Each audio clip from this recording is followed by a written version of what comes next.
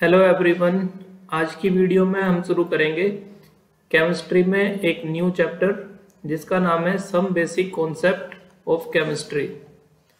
ठीक है, ये केमिस्ट्री का क्लास 11th का फर्स्ट चैप्टर है और इसको हम नीट और जेई के पॉइंट ऑफ व्यू से कंप्लीट पढ़ेंगे चैप्टर को, और साथ साथ हम इस चैप्टर की पूरी थ्योरी को और साथ साथ न्यूमेरिकल्स को भी कवर करेंगे।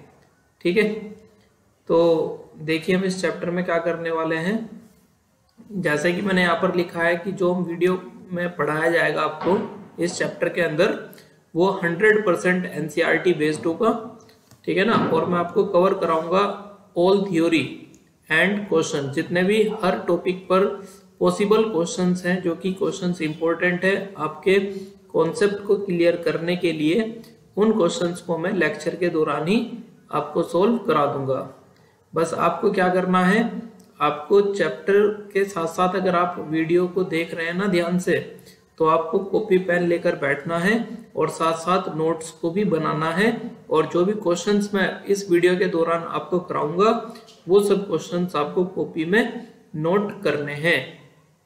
ठीक है, तो चलिए स्टार्ट करते हैं आज की वीडियो को some basic concept of chemistry chapter के साथ।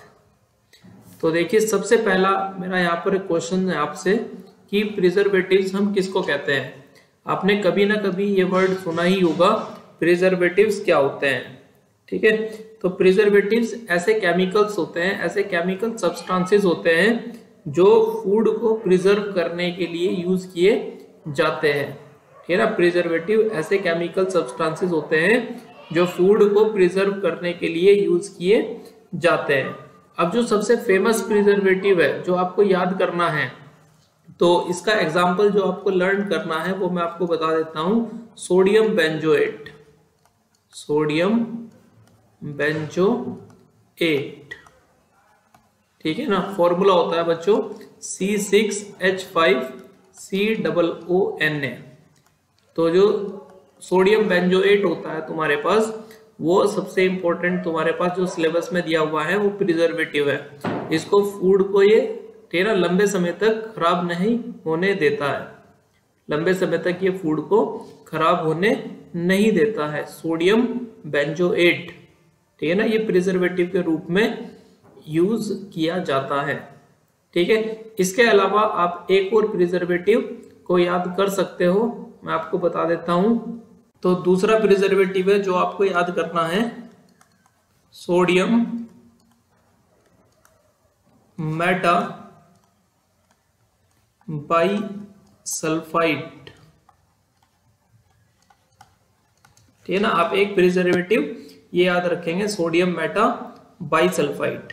ठीक है ना, तो प्रिजर्वेटिव्स आपको समझ में आया। प्रिजर्वेटिव ऐसे केमिकल कंपाउंड्स होते हैं, ठीक है ना, ऐसे केमिकल सब्सटेंसेस होते हैं, ठीक है ना, जो फूड को क्या करते हैं, प्रिजर्व करते हैं। ठीक है ना, फूड को क्या करते हैं, प्रिजर्व करते हैं। प्रिजर्वेटिव्स ऐसे केमिकल कंपाउंड्स होते हैं, ऐसे केमिकल सब्सटेंसेस होते हैं जो फूड को प्रिजर्व करके रखते हैं, लंबे समय तक फूड को खराब होने नहीं देते हैं। एग्जाम्पल क्या याद करना है आपको, सोडियम बेंजोएट और सोडियम मेटा बाइसल्फाइड। इनमें भी दोनों में ज्यादा इंपॉर्टेंट एग्जाम्पल जो होता है हमारे पास वो सोडियम बेंजोएट होता है। ठीक है, नेक्स्ट देखो हमारे पास है इंसेक्टिसाइड। अभी मैं क्या बता रहा हूँ, जो some basic concept of chemistry chapter है ना, तो स्टार्टिंग में तुम्हारी एनसीईआरटी में बताया गया है कुछ इंपॉर्टेंट पॉइंट्स के बारे में, जो कि मैंने यहाँ पर लिए हैं कि केमिस्ट्री का रोल कहाँ पर है हमारी डेली लाइफ में। तो वो 2-4 एग्जाम्पल मैं आपको इंपॉर्टेंट बता रहा हूँ जो एग्जाम में पूछ लिए जाते हैं। तो इंसेक्टिसाइड और पेस्टिसाइड भी तुम्हारे क्या होंगे, केमिकल्स ही होंगे। तो आपको 1-2 इंसेक्टिसाइड और पेस्टिसाइड का नाम याद करना है। तो जैसे कि मैं आपको एग्जाम्पल बता देता हूँ पहला, ठीक है ना, फर्स्ट एग्जाम्पल है DDT। नाम सुना होगा आपने DDT का, ठीक है ना, फुल फॉर्म पता है किसी को, डाइक्लोरो डाइफिनाइल ट्राइक्लोरोएथेन। क्या फुल फॉर्म होती है इसकी, dichloro diphenyl try chloro ethane. ठीक है, इस तरीके का स्ट्रक्चर होता है। स्ट्रक्चर बता देते हैं। एक बेंजीन होती है इस तरीके से, यहां पर एक क्लोरीन, यहां पर एक बेंजीन होती है, फिर यहां पर एक क्लोरीन, और इस कार्बन पर 3 क्लोरीन लगे रहते हैं इस तरीके से, इस तरीके से। ठीक है ना, ये स्ट्रक्चर है तुम्हारा डीडीटी का। और डीडीटी क्या होता है? एक पावरफुल इंसेक्टिसाइड होता है। ठीक है, मच्छरों को मारने के लिए इसका यूज किया जाता है इंसेक्टिसाइड के रूप में। इसके अलावा आपको जो दूसरा एग्जांपल याद करना है इंसेक्टिसाइड पेस्टिसाइड का, गैमेक्सिन। गैमेक्सिन, ठीक है ना, गैमेक्सिन, ये आपके पावरफुल इंसेक्टिसाइड का काम करते हैं। ठीक है, तो प्रिजर्वेटिव में मैंने आपको क्या बताया? प्रिजर्वेटिव में मैंने आपको 2 एग्जांपल बताए। एक है हमारे पास सोडियम बेंजोएट, एक है हमारे पास सोडियम मेटा बाइसल्फेट। ठीक है, दूसरा एग्जांपल मैंने आपको क्या बताया? इंसेक्टिसाइड और पेस्टिसाइड में 2 एग्जांपल बताए हैं। एक है डीडीटी, एक है गैमेक्सिन। ठीक है, डीडीटी की फुल फॉर्म क्या है? डाइक्लोरो डाइफिनाइल ट्राइक्लोरोएथेन, और ये इसका स्ट्रक्चर है। ठीक है, तो अब नेक्स्ट चलते हैं life saving drugs. Life saving drugs के एग्जांपल आपको दिए हुए हैं 1-2, जैसे कि अगर हम ड्रग्स की बात करें जो कैंसर थेरेपी में यूज किए जाते हैं, ठीक है ना, drugs used in cancer therapy. ठीक है, कैंसर का इलाज करने के लिए जिन ड्रग्स का यूज किया जाता है वो ड्रग्स के नाम आपको याद करने हैं। एग्जांपल है सिस्प्लेटिन। ठीक है ना, सिस्प्लेटिन एक ड्रग है जिसका यूज किया जाता है कैंसर का ट्रीटमेंट करने के लिए। इसके अलावा आपको दूसरा एग्जांपल याद करना है टैक्सोल। ठीक है ना, एक ड्रग है जिसका नाम है टैक्सोल, ये भी तुम्हारा कैंसर थेरेपी में यूज किया जाता है। ठीक है, और आपको एड्स का जो पेशेंट होता है उसको जो तुम्हारा ड्रग दिया जाता है वो एग्जांपल याद करने आपको, ड्रग्स यूज्ड इन एड्स। ठीक है ना, अगर किसी को एड्स हो जाता है तो फिर उसको कौन सी ड्रग्स दी जाती है? तो ड्रग का नाम है AZT, और इसकी फुल फॉर्म होती है एजिडोथाइमिडीन। फुल फॉर्म होती है एजिडोथाइमिडीन। ठीक है, ये आपका एड्स के पेशेंट को दी जाती है ड्रग एजिडोथाइमिडीन। और जो कैंसर थेरेपी है तुम्हारा, कैंसर का इलाज करने के लिए जो कीमोथेरेपी की जाती है उसमें किन ड्रग्स का यूज करते हैं? सिस्प्लेटिन और टैक्सोल। तो ये तुम्हारी क्या होगी? लाइफ सेविंग ड्रग्स हो गई। ठीक है, इसके अलावा नेक्स्ट चलते हैं हम आगे। आपसे पूछ रहा है कि cause of ozone depletion, ozone depletion का कारण बताइए। तो ओजोन डिप्लीशन का कारण क्या है कि जितना भी देखो हम घरों में एसी यूज करते हैं, रेफ्रिजरेटर यूज करते हैं, ठीक है, इनमें से कुछ खतरनाक गैसेस निकलती है। इनमें से कुछ गैसेस निकलती है जिनको हम क्लोरोफ्लोरोकार्बन्स कहते हैं, और ये क्लोरोफ्लोरोकार्बन्स एटमॉस्फेयर में जाके, ठीक है ना, ओजोन लेयर को क्या करती है? डिप्लीशन करती है ओजोन लेयर का। तो कोज की अगर हम बात करें तो ओजोन डिप्लीशन के कोज में हम लिख सकते हैं use of CFC, use of CFCs, और CFCs की फुल फॉर्म होती है हमारे पास क्लोरोफ्लोरोकार्बन्स। जो क्लोरोफ्लोरोकार्बन्स होते हैं जो कि रेफ्रिजरेटर में और एयर कंडीशनिंग में यूज किए जाते हैं।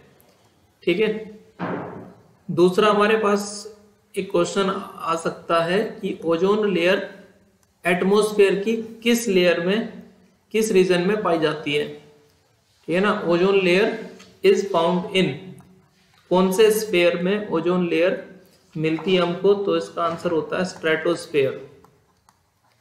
स्ट्रेटोस्फीयर, ठीक है ना। स्ट्रेटोस्फीयर के अंदर हमको ओजोन लेयर दिखाई देगी। नेक्स्ट क्वेश्चन है हमारे पास matter. What is matter? Matter हम किसको बोलते हैं? तो anything which has mass and occupy space is called matter, ठीक है ना। मैटर क्या होता है? एनीथिंग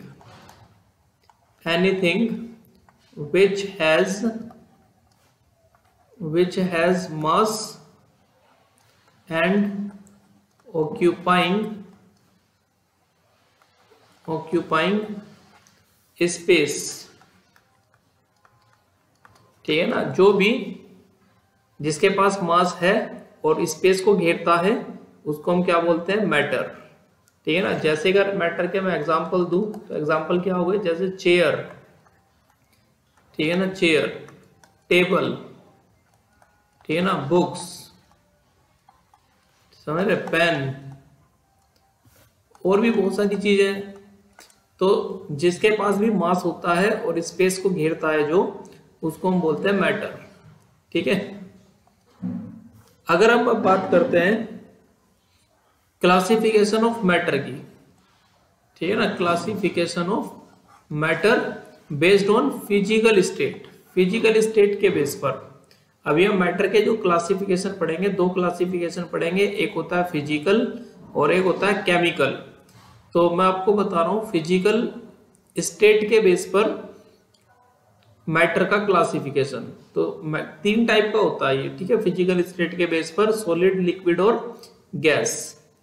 फिजिकल स्टेट के बेस पर मैटर कितने टाइप के होते हैं? 3 टाइप के होते हैं, सॉलिड, लिक्विड और गैस।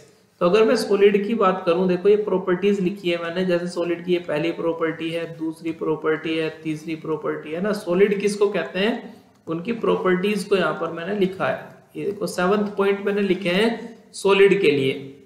जैसे अगर मैं बात करूं पहला इंटर एटॉमिक डिस्टेंस, तो इंटर एटॉमिक डिस्टेंस में देखो क्या होता है, जो सॉलिड होता है ना, सॉलिड के अंदर जो एटम्स होते हैं वो एक दूसरे के बहुत ही ज्यादा पास होते हैं इस तरीके से, और एटम्स के बीच में जो स्पेस होता है वो बहुत ही ज्यादा कम होता है। इस तरीके से एटम्स जो होते हैं, सॉलिड के एटम्स, वो एक दूसरे के बहुत ज्यादा पास होते हैं, क्लोज होते हैं एक दूसरे के बहुत ज्यादा, ठीक है, इस तरीके से। तो इंटर एटॉमिक डिस्टेंस का मतलब क्या है? इस एटम और इस एटम के बीच का जो डिस्टेंस है वो बहुत कम है, देखो एकदम अटैच है ना एक दूसरे से एटम्स। तो इंटर एटॉमिक डिस्टेंस क्या होता है? Very small. Force of attraction की बात करूं तो इनके बीच में जो अट्रैक्शन है वो मैक्सिमम होगा, क्योंकि अट्रैक्शन से क्या होता है, पार्टिकल्स एक दूसरे के पास आते हैं, और जब रिपल्सन होता है तो रिपल्सन से एटम्स एक दूसरे से दूर जाते हैं। 2 प्रकार की फोर्स होती है ना। अगर एक दूसरे को अट्रैक्ट कर रहे हैं 2 पार्टिकल तो उसको हम बोलते हैं अट्रैक्शन, और एक दूसरे को रिपेल कर रहे हैं इस तरीके से, इसको बोलते हैं रिपल्सन। अट्रैक्शन का मतलब पास आना, रिपल्सन का मतलब दूर जाना। तो फोर्स ऑफ अट्रैक्शन यहाँ पर मैक्सिमम होता है,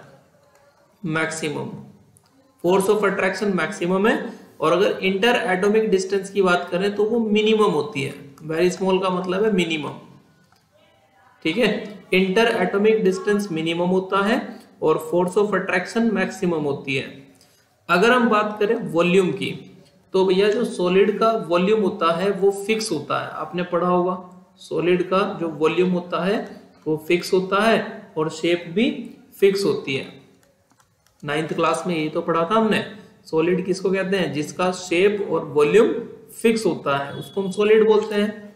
मोबिलिटी की बात करें तो सॉलिड के जो पार्टिकल्स होते हैं वो फ्लो नहीं कर सकते। मोबिलिटी का मतलब होता है, ये वर्ड आ रहा है मोबाइल का मतलब होता है मोशन, गति करना, ठीक है ना। तो मोबिलिटी का मतलब मोशन से है कि सॉलिड के जो पार्टिकल्स है वो मूव नहीं कर सकते, ठीक है ना। तो इसमें हम लिख देंगे नॉट फ्लो। सॉलिड जो होता है वो फ्लो नहीं करते उसके पार्टिकल्स, लेकिन अपनी ही जगह पर, अपनी एक्सिस पर जो पार्टिकल्स है वो वाइब्रेट कर सकते हैं, ओसिलेट कर सकते हैं, ठीक है ना। फ्लो तो नहीं कर सकते, but can vibrate on their axis, अपनी ही जगह पर क्या कर सकते हैं, वाइब्रेट कर सकते हैं, फ्लो नहीं कर सकते। डेंसिटी की बात करें तो डेंसिटी सॉलिड की होती है मैक्सिमम, ठीक है ना, हाई लिख देते हैं। सॉलिड की डेंसिटी क्या होती है, हाई। अभी हम इसका रीजन भी आपको बता देंगे, डेंसिटी हाई क्यों होती है, ठीक है। डेंसिटी का फॉर्मूला होता है मास बाई वॉल्यूम। डेंसिटी का फॉर्मूला क्या होता है, मास अपॉन वॉल्यूम। इसको बोलते हैं हम डेंसिटी, मास अपॉन वॉल्यूम को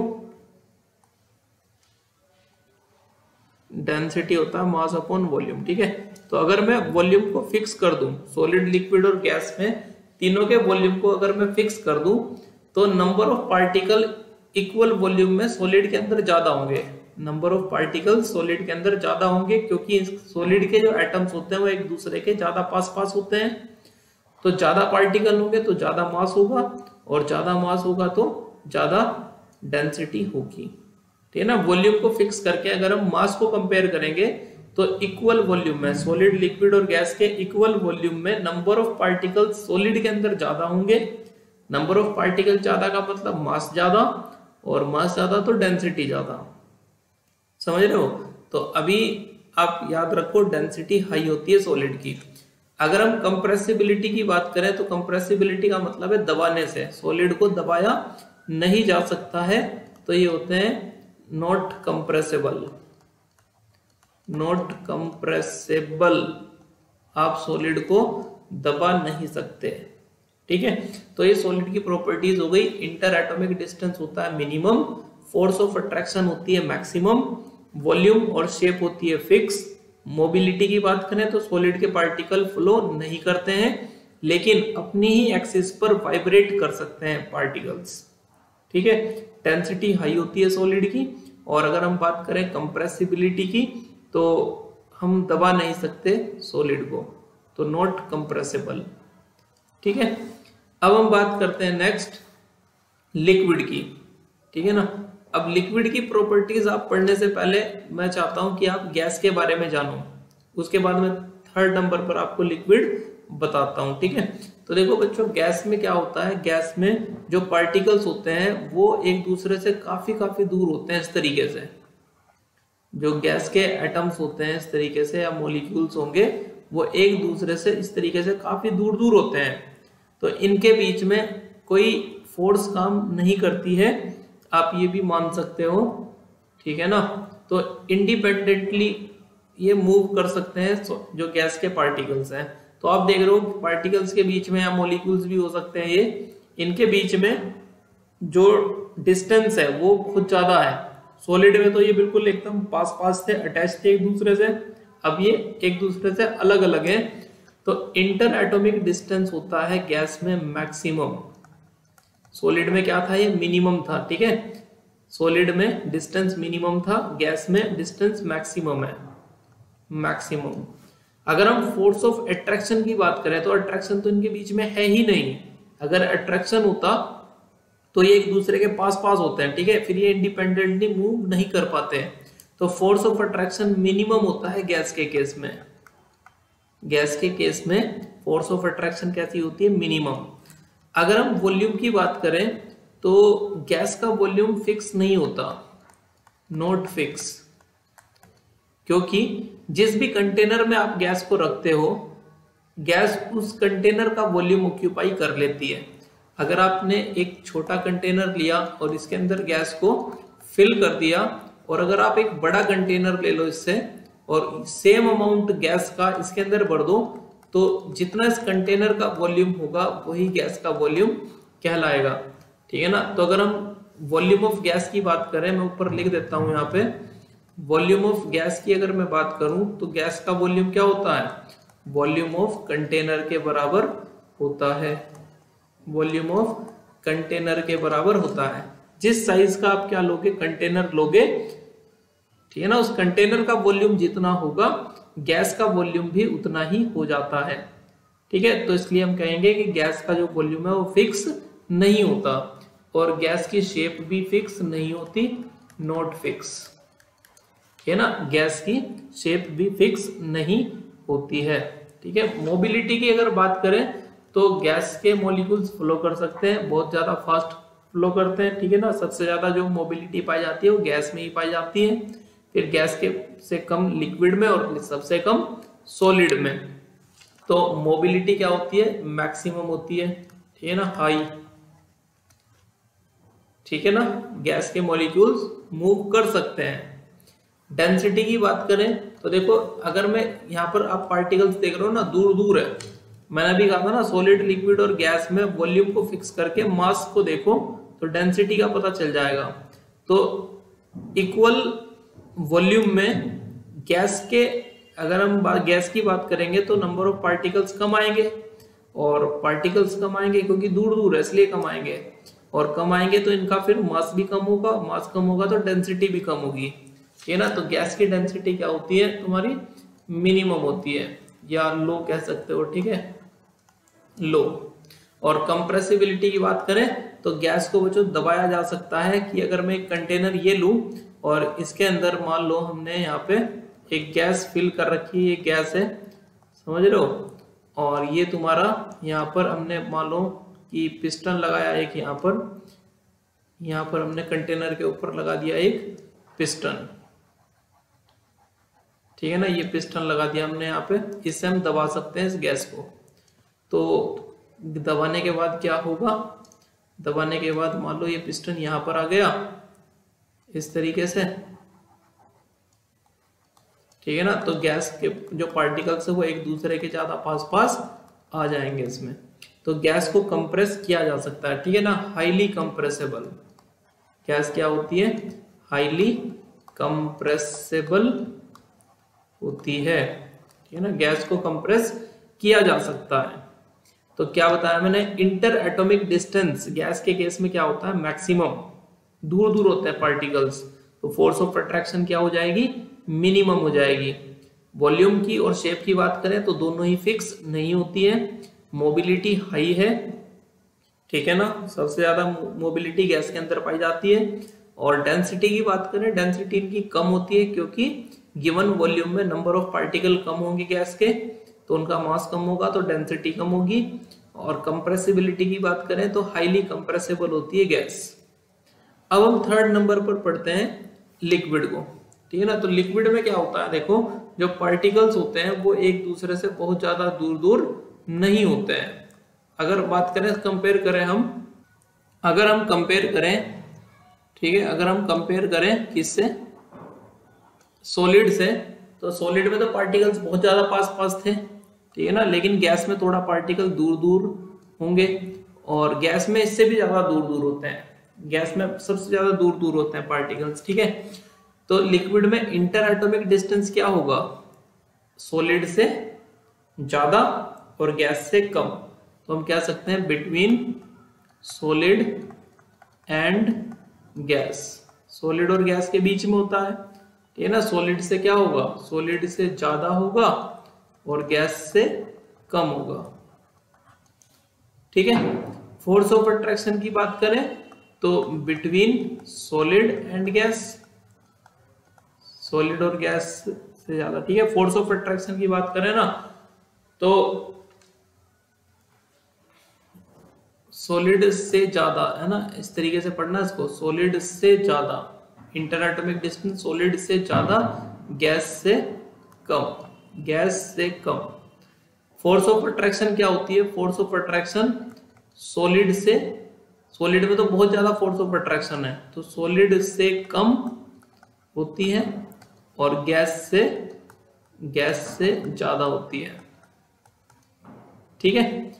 अगर हम बात करें वॉल्यूम की तो लिक्विड का जो वॉल्यूम है वो फिक्स होता है, वॉल्यूम क्या होता है, फिक्स, लेकिन शेप फिक्स नहीं होती, नॉट फिक्स, क्योंकि आप जिस भी कंटेनर के अंदर डालोगे ना उस कंटेनर की शेप ले लेता है लिक्विड, और वॉल्यूम उसका सेम रहता है। देखो अगर मैंने एक बोतल ली, ये मेरे पास एक बोतल है इस तरीके से,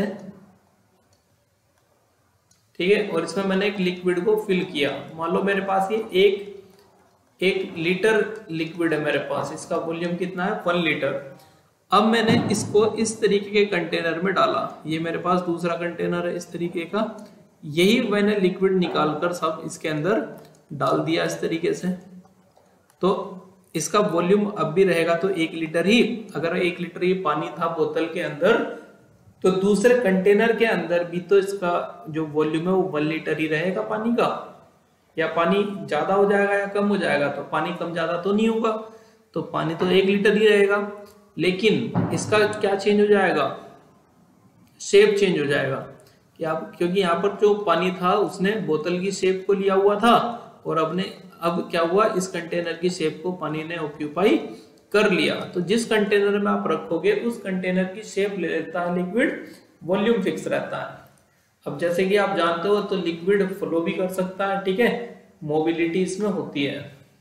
और ठीक है ना, मोबिलिटी में आप लिख सकते हो यस, जो लिक्विड के पार्टिकल्स होते हैं वो मोबाइल होते हैं। लेकिन मोबिलिटी क्या होती है, गैस से कम, सॉलिड से ज्यादा, ठीक है ना।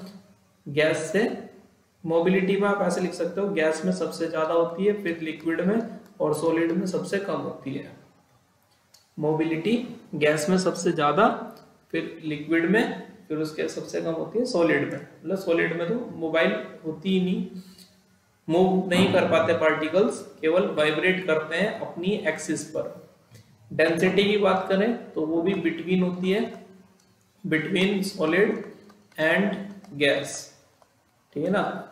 सॉलिड से क्या होती है, अगर हम इन जनरल बात करें तो सॉलिड से कम होगी और गैस से ज्यादा होगी डेंसिटी। कंप्रेसिबिलिटी की अगर हम बात करें तो लिक्विड को दबाया नहीं जा सकता, ठीक है। अगर इस बोतल में मैंने यहां तक के पानी भरा है तो आप इसको दबा के यहां तक नहीं कर सकते, समझ रहे हो।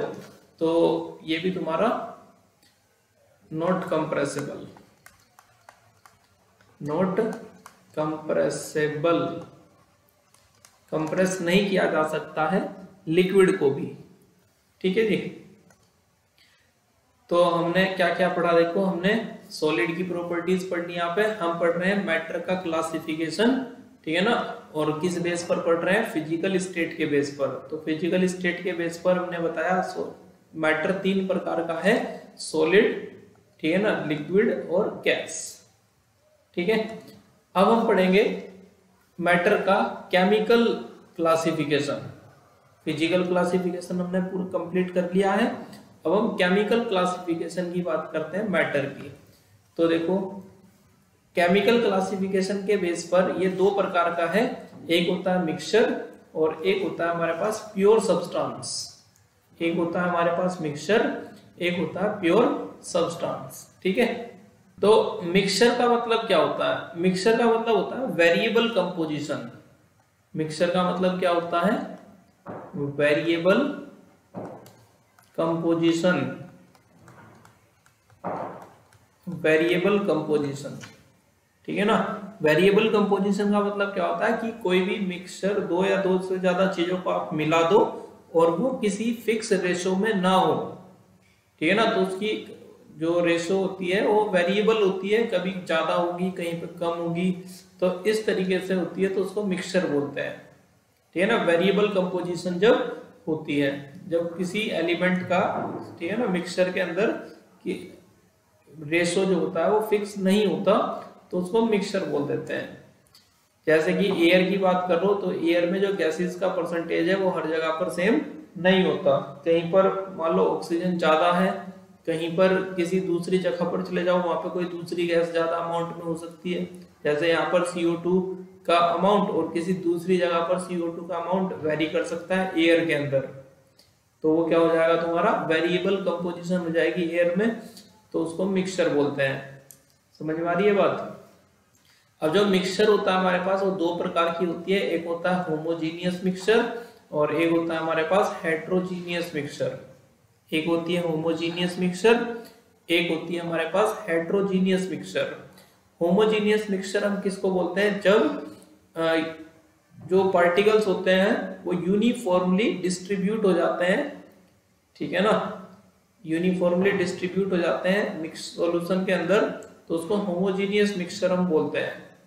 तो यूनिफॉर्म कंपोजिशन, एक लाइन लिख सकता हूं मैं, यूनिफॉर्म कंपोजिशन,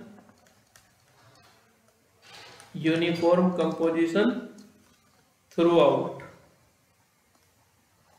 ठीक है ना। ऐसे समझ सकते हो आप। ये मान लो मेरे पास एक कंटेनर है, ये मेरे पास एक कंटेनर है, इसके अंदर ये मैंने मान लो वाटर लिया, ये मेरे पास वाटर है, ठीक है। अब इस वाटर में मान लो हमारे पास क्या है, यहाँ पर ये सोल्यूट पार्टिकल्स, ये शुगर के पार्टिकल्स हैं, ठीक है ना। तो जो शुगर के पार्टिकल्स हैं इस सॉल्यूशन में देखो वो इक्वली डिस्ट्रीब्यूट है इस तरीके से हर जगह पर बराबर, ठीक है ना। तो सॉल्यूशन के अंदर दो चीजें होती है, आप पढ़ोगे।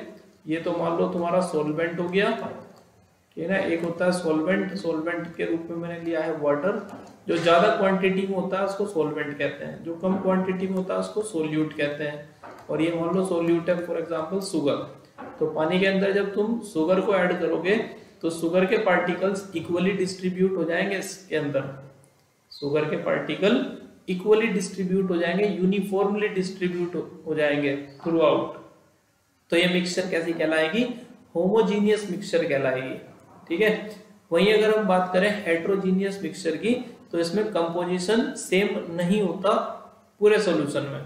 तो इसमें एक लाइन लिख देते हैं, कंपोजिशन इज नॉट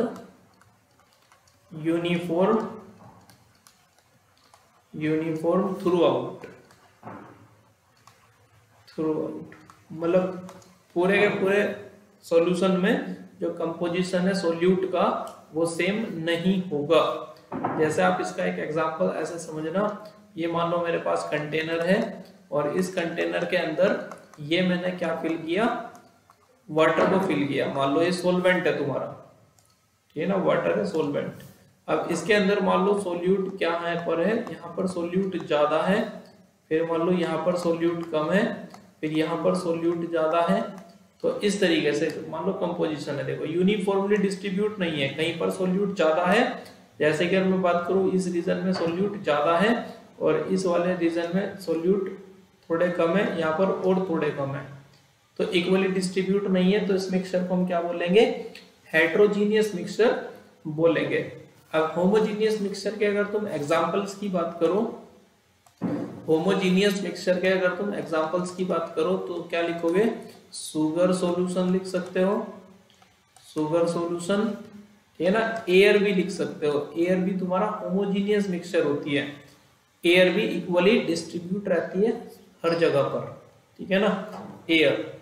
या सोल्ट सॉल्यूशन भी लिख सकते हो, सोल्ट सॉल्यूशन। हेट्रोजीनियस मिक्सचर का एग्जांपल आप लिख सकते हो, जैसे कि प्रोटीन इन वाटर,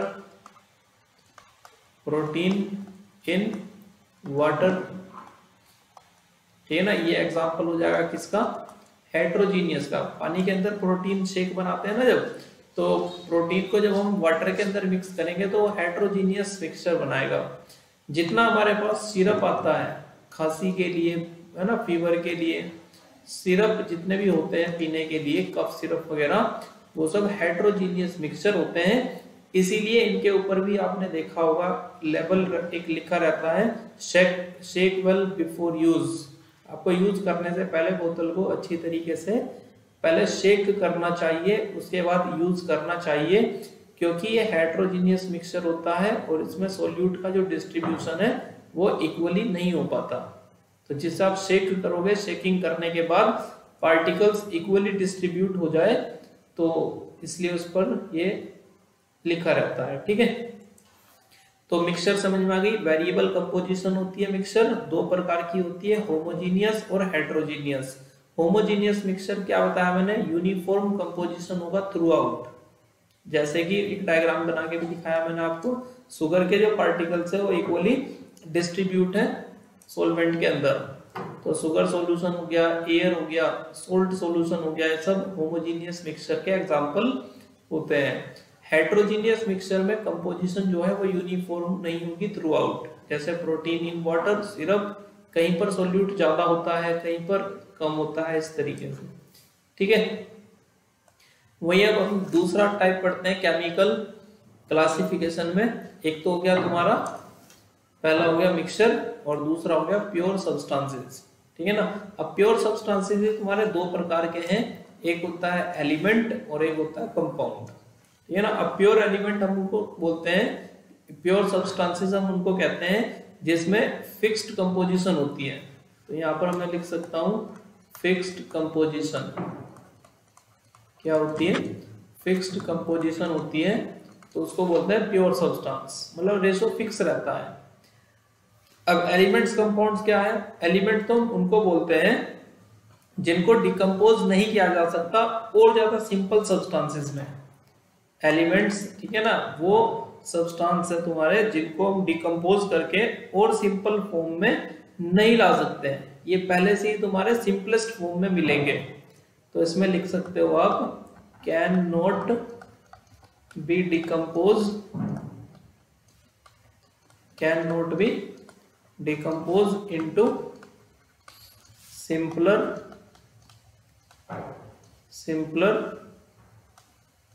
सब्सटेंसेस। ठीक है ना, जिनको और ज्यादा सिंपल सब्सटेंसेस में डिकम्पोज नहीं किया जा सकता उनको हम क्या बोलते हैं? एलिमेंट्स बोलते हैं। जैसे कि तुम्हारे पीरियोडिक टेबल में जैसे कार्बन है, नाइट्रोजन है, ऑक्सीजन है, फ्लोरीन है, ठीक है ना, कैल्शियम है, तो ये सब एग्जाम्पल तुम्हारे हो गए एलिमेंट्स के, क्योंकि इनको हम सिंपल फॉर्म में और नहीं तोड़ सकते। जैसे मेरे पास ऑक्सीजन का एटम है, तो बस ये किसी दूसरे एलिमेंट में थोड़ा ही टूट जाएगा, ये पहले ही सबसे छोटा है ऑक्सीजन का एटम, नाइट्रोजन का एटम, कार्बन का एटम, इस तरीके से। ठीक है, अब हम दोस्त देखते हैं दूसरा कंपाउंड। तो कंपाउंड हम उनको बोलते हैं जिनको कोई केमिकल मेथड लगाकर हम सिंपल फॉर्म में तोड़ सकते हैं। अब जिन एटम से मिलकर वो कंपाउंड बना है, ठीक है ना, कॉन्स्टिट्यूएंट पार्टिकल्स में, मतलब जिनको ब्रेक किया जा सकता है किसी केमिकल मेथड को लगाकर, उनको कहते हैं कंपाउंड्स। तो कैन बी डिकम्पोज, एक लाइन लिख लेंगे इसमें, can be decompose by chemical method, ठीक है ना, into constituent element,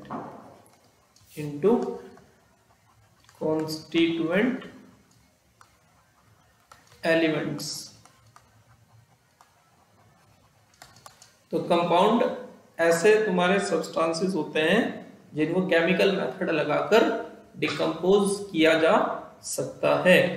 जैसे एग्जांपल आप इसका लिख लोगे, जैसे कि CO2 है, ठीक है ना, तो मैं इसको एक हीट कर सकता हूँ, मान लो, तो कार्बन में और ऑक्सीजन में इसको डिकम्पोज कर सकता हूँ, और ये तुम्हारा फर्दर ऑक्सीजन भी डिकम्पोज होकर दो ऑक्सीजन देगा, इस तरीके से एटम सिंगल ऑक्सीजन के बीच का जो बॉन्ड होगा वो भी ब्रेक हो जाएगा ना। तो इस तरीके से कॉन्स्टिट्यूएंट एटम में हम ब्रेक कर सकते हैं केमिकल मेथड लगाकर, एक मतलब रिएक्शन को करवा के, जिनको डिकम्पोज किया जा सकता है कॉन्स्टिट्यूएंट एलिमेंट्स में, उनको बोलते हैं कंपाउंड्स। ठीक है, तो ये केमिकल क्लासिफिकेशन समझ में आया आपको? तो एक बार और रिपीट कर देते हैं। केमिकल जो क्लासिफिकेशन है मैटर का, उसमें दो प्रकार के मैटर बताए गए हैं। एक होता है हमारे पास मिक्सचर, एक होता है प्योर सब्सटेंसेस। ठीक है, तो मिक्सचर दो प्रकार की है, homogeneous mixture, heterogeneous mixture. Homogeneous mixture हम किसको कहते हैं? जिसमें यूनिफॉर्म डिस्ट्रीब्यूशन हो जाता है पार्टिकल्स का। ठीक है, जैसे शुगर सॉल्यूशन होता है, पानी के अंदर चीनी इक्वली डिस्ट्रीब्यूट हो जाती है, घुल जाती है, पूरे में इक्वली होती है ना। हेटेरोजीनियस मिक्सचर, इसमें कंपोजिशन यूनिफॉर्म नहीं होता है थ्रू आउट, जैसे सिरप हो गया, प्रोटीन शेक हो गया, इस तरीके से। फिर मैंने आपको बताया प्योर सब्सटेंसेस। प्योर सब्सटेंसेस बोलते हैं जिसमें फिक्स कंपोजिशन होती है, और ये दो प्रकार के हैं, एलिमेंट्स और कंपाउंड्स। एलिमेंट्स बोलते हैं जिनको सिंपलर सब्सटेंसेस में डिकम्पोज नहीं किया जा सकता, और कंपाउंड्स बोलते हैं जिनको कोई केमिकल मेथड लगाकर सिंपल या कंस्टिट्यूएंट एलिमेंट में हम डिकम्पोज कर सकते हैं। जैसे कि CO2 को आप तोड़ सकते हो, ठीक है। अब देखते हैं नेक्स्ट, हम क्वेश्चन करते हैं यहाँ पे, ठीक है। देखो एक क्वेश्चन पूछा है आपसे, classify the following as pure substances और मिक्सचर, गिव रिजल्ट। आपको क्या करना है, आपको क्लासिफाई करना है, ठीक है ना, कौन प्योर सब्सटेंस है और कौन मिक्सचर है, हमको ये बताना है कौन प्योर सब्सटेंस है कौन मिक्सचर है। जैसे पहला बताया गया, पूछा है आपसे ग्रेफाइट, तो ग्रेफाइट क्या होता है ना, ये प्योर कार्बन होता है तुम्हारा। किससे मिलकर बना होता है ग्रेफाइट, कार्बन से मिलकर बना होता है, तो ये क्या हो गया तुम्हारा प्योर सब्सटेंस हो गया। ग्रेफाइट क्या है, प्योर सब्सटेंस है, ठीक है। मिल्क की बात करें अगर, तो देखो मिल्क में क्या होता है, वाटर होता है और फैट होता है। अब जो ये फैट है ये तो तुम्हारा कम या ज्यादा हो सकता है, तो वेरिएबल कंपोजिशन हो सकती है, और वेरिएबल कंपोजिशन जिसमें होती है उसको हम क्या बोलते हैं, मिक्सचर। तो मिल्क क्या है हमारे पास, मिक्सचर है। एयर की बात करें तो एयर में देखो ऑक्सीजन होती है प्लस नाइट्रोजन होती है, कार्बन डाइऑक्साइड होती है, ठीक है ना, और भी बहुत सारी गैस होती है। तो इन गैस का जो रेशो है वो भी एयर के अंदर वेरी करेगा प्लेस टू प्लेस। कहीं पर कोई गैस पर्टिकुलर गैस ज्यादा होगी, किसी दूसरी जगह पर वो पर्टिकुलर गैस कम हो सकती है, ठीक है। तो ये भी क्या होगा तुम्हारा मिक्सचर होगा, ये भी क्या होगा मिक्सचर।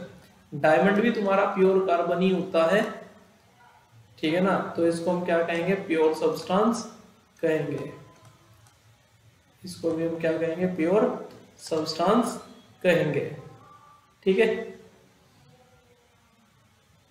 क्योंकि इन दोनों के दोनों ही प्योर, ये कार्बन के ही बने हैं, डायमंड भी कार्बन होता है, ग्रेफाइट भी कार्बन होता है, तो ये प्योर सब्सटेंस है, और मिलके एयर तुम्हारा मिक्सचर हो जाएगा, ठीक है।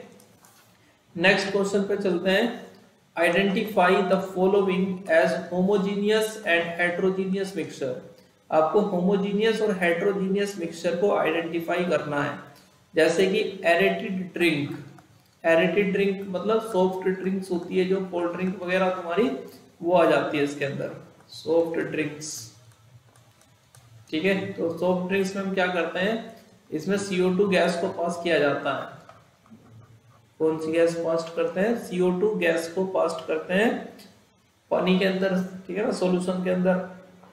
तो जो CO2 है, CO2 पानी के अंदर यूनिफॉर्मली डिस्ट्रीब्यूट नहीं रह पाती, समझ रहे ना। जो बोतल के ऊपर खाली स्पेस होता है उसमें ज्यादा गैस भरी रहती है, जैसे आप ढक्कन खोलते हो एकदम से गैस निकलती है, ठीक है ना, क्योंकि वो गैस यूनिफॉर्मली उसमें डिस्ट्रीब्यूट नहीं है लिक्विड के अंदर। तो जो एरेटेड ड्रिंक है तुम्हारा, किसका एग्जांपल होगा, एरेटेड ड्रिंक है तुम्हारा हेट्रोजीनियस मिक्सचर का एग्जांपल, हेट्रोजीनियस। ब्रास क्या है तुम्हारा, ब्रास एलोय होता है। एलोय किसको बोलते हैं, मिक्सचर ऑफ मेटल को कहते हैं, मिक्सचर ऑफ मेटल। और ये मिक्सचर भी कैसी होती है, होमोजीनियस मिक्सचर होती है। मिक्सचर कैसी होती है, होमोजीनियस मिक्सचर होती है। ब्रास में तुम्हारा जिंक और कॉपर, ये दो मेटल प्रेजेंट होती है ब्रास के अंदर, जिंक और कॉपर, ठीक है। तो ये क्या है, एलोय सभी क्या होती है, होमोजीनियस मिक्सचर होती है।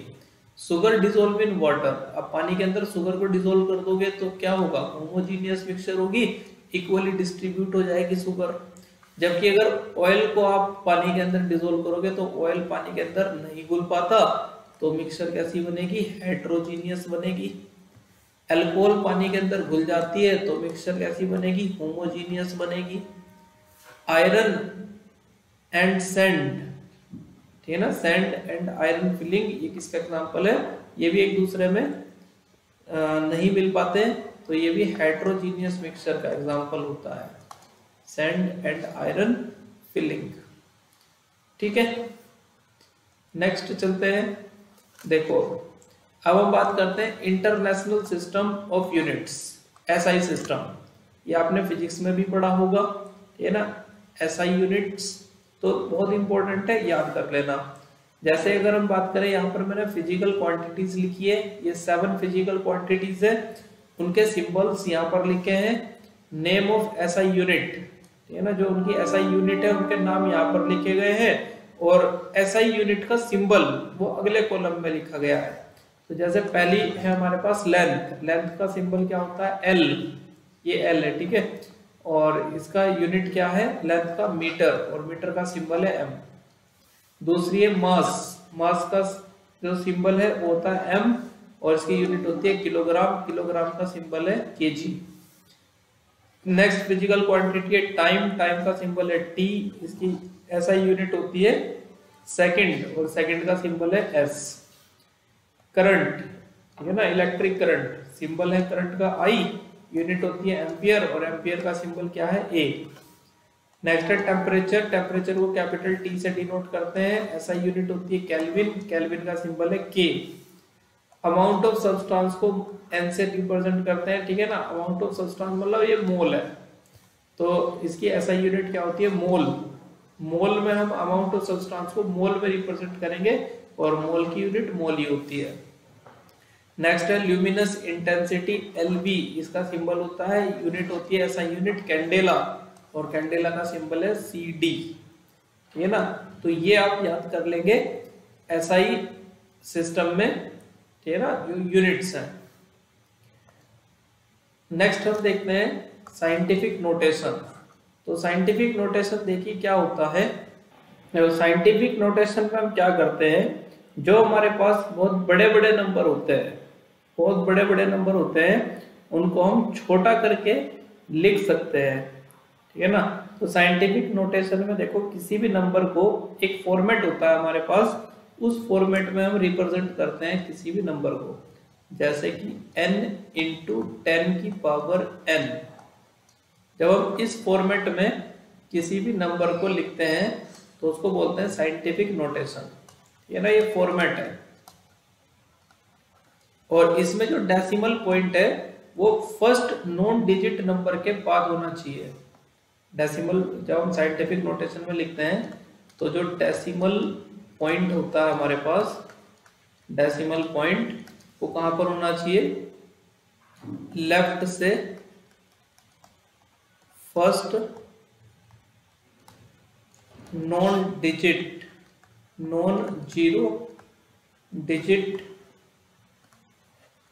के बाद में होना चाहिए। जब आप किसी भी नंबर को साइंटिफिक नोटेशन में रिप्रेजेंट करोगे, ठीक है ना, तो उसको एक तो इस फॉर्मेट में लिखेंगे हम n इंटू 10 की पावर n के फॉर्मेट में, और जो डेसिमल पॉइंट होगा हमारे पास वो लेफ्ट से फर्स्ट नॉन जीरो डिजिट के बाद में होना चाहिए, ठीक है। तो चलो एग्जांपल में बता देते हैं। देखो जैसे ये मेरे पास एक नंबर है, तो लेफ्ट साइड से फर्स्ट नॉन जीरो डिजिट जो है मेरे पास वो 1 है, तो डेसिमल पॉइंट जो है वो 1 के बाद होना चाहिए। तो अब मैं देखो अभी डेसिमल पॉइंट इसमें यहाँ पर है, यहाँ पर सबसे लास्ट में, तो उसको हम क्या करेंगे, इसको डेसिमल पॉइंट को उठा के यहाँ पर इधर लाएंगे, यहाँ से यहाँ पर लाएंगे 1 डिजिट, फिर 2 डिजिट, 3 डिजिट, 4 डिजिट और 5 डिजिट यहाँ पे आपको लाना है। तो ये इसको नंबर को मैं लिखूंगा 1.75 इंटू 10 की पावर, अब कितने डिजिट में इधर लाया, 5 डिजिट, तो 5, समझ रहे हो। तो जब आप डेसिमल पॉइंट को इधर से इधर की तरफ शिफ्ट करते हो, राइट से लेफ्ट की तरफ, तो पावर को इंक्रीज करना है आपने। पावर को क्या करते हैं, पावर इंक्रीज करते हैं। जब हम डेसिमल पॉइंट को किधर से किधर शिफ्ट करते हैं, राइट से लेफ्ट की तरफ, जब हम डेसिमल पॉइंट को शिफ्ट करेंगे, जितने भी डिजिट आपने शिफ्ट किया उतना ही पावर इंक्रीज कर दीजिए। अब जैसे देखो यहाँ पर डेसिमल पॉइंट कब होना चाहिए, तो पहली जो नॉन जीरो डिजिट है वो 1 है, तो 1 के बाद आना चाहिए डेसिमल पॉइंट, तो 1.7 इंटू 10 की पावर। अब देखो इस डेसिमल पॉइंट को यहाँ से एक डिजिट इधर लाना पड़ेगा। जब हम डेसिमल पॉइंट को लेफ्ट से राइट की तरफ शिफ्ट करते हैं तो फिर पावर में हम डिक्रीज करेंगे, घटाएंगे पावर को, पावर क्या हो जाती है, डिक्रीज हो जाती है। पावर क्या हो जाती है, डिक्रीज हो जाती है। तो यहाँ पर 10 की पावर कितना हो जाएगा, -1, क्योंकि एक डिजिट आपने राइट साइड शिफ्ट किया डेसिमल पॉइंट को। यहाँ पर देखो, यहाँ पर ये फर्स्ट नॉन जीरो डिजिट है तुम्हारी, तो यहाँ पर इसके बाद 9 के बाद आना चाहिए पॉइंट, तो ये 9 रहेगा इंटू 10 की पावर कितना होगा। अब देखो एक डिजिट दो डिजिट इधर लेके आए, तो यहाँ पर पावर में लगा दो 2। तो इसको आप ऐसे भी याद रखो, जैसे मैं n इंटू 10 की पावर n इस फॉर्मेट में नंबर को लिखना है, तो ये पावर कब बढ़ानी है कब घटानी है। तो ये जो n वाली डिजिट है ना, आपको ये देखना है। अगर n वाली डिजिट को तुम बढ़ा रहे हो, n वाली डिजिट को तुमने क्या करा, अगर बढ़ाया है तो जो पावर है ये क्या होगी, ये घट जाएगी। पावर को क्या कर दो, घटा दो, घट जाएगी। और यदि मान लो n इंटू 10 की पावर n ये नंबर है और इस वाली डिजिट को आपने घटाया है तो पावर को क्या कर दोगे, बढ़ा दोगे, बढ़ा दो। समझ रहे। तो ये ट्रिक है एक तरीके छोटी सी, इस तरीके से आप याद रख सकते हो, आपको इससे गलती नहीं होगी पावर लगाने में। जो ये n वाला नंबर है, ठीक है ना, जो 10 की पावर n के साथ लिखा होता है नंबर, अगर इस नंबर को तुम बढ़ाओगे तो पावर को घटा देना, और इस नंबर को अगर घटाओगे तो पावर को बढ़ा देना, उल्टा करना है। ठीक है।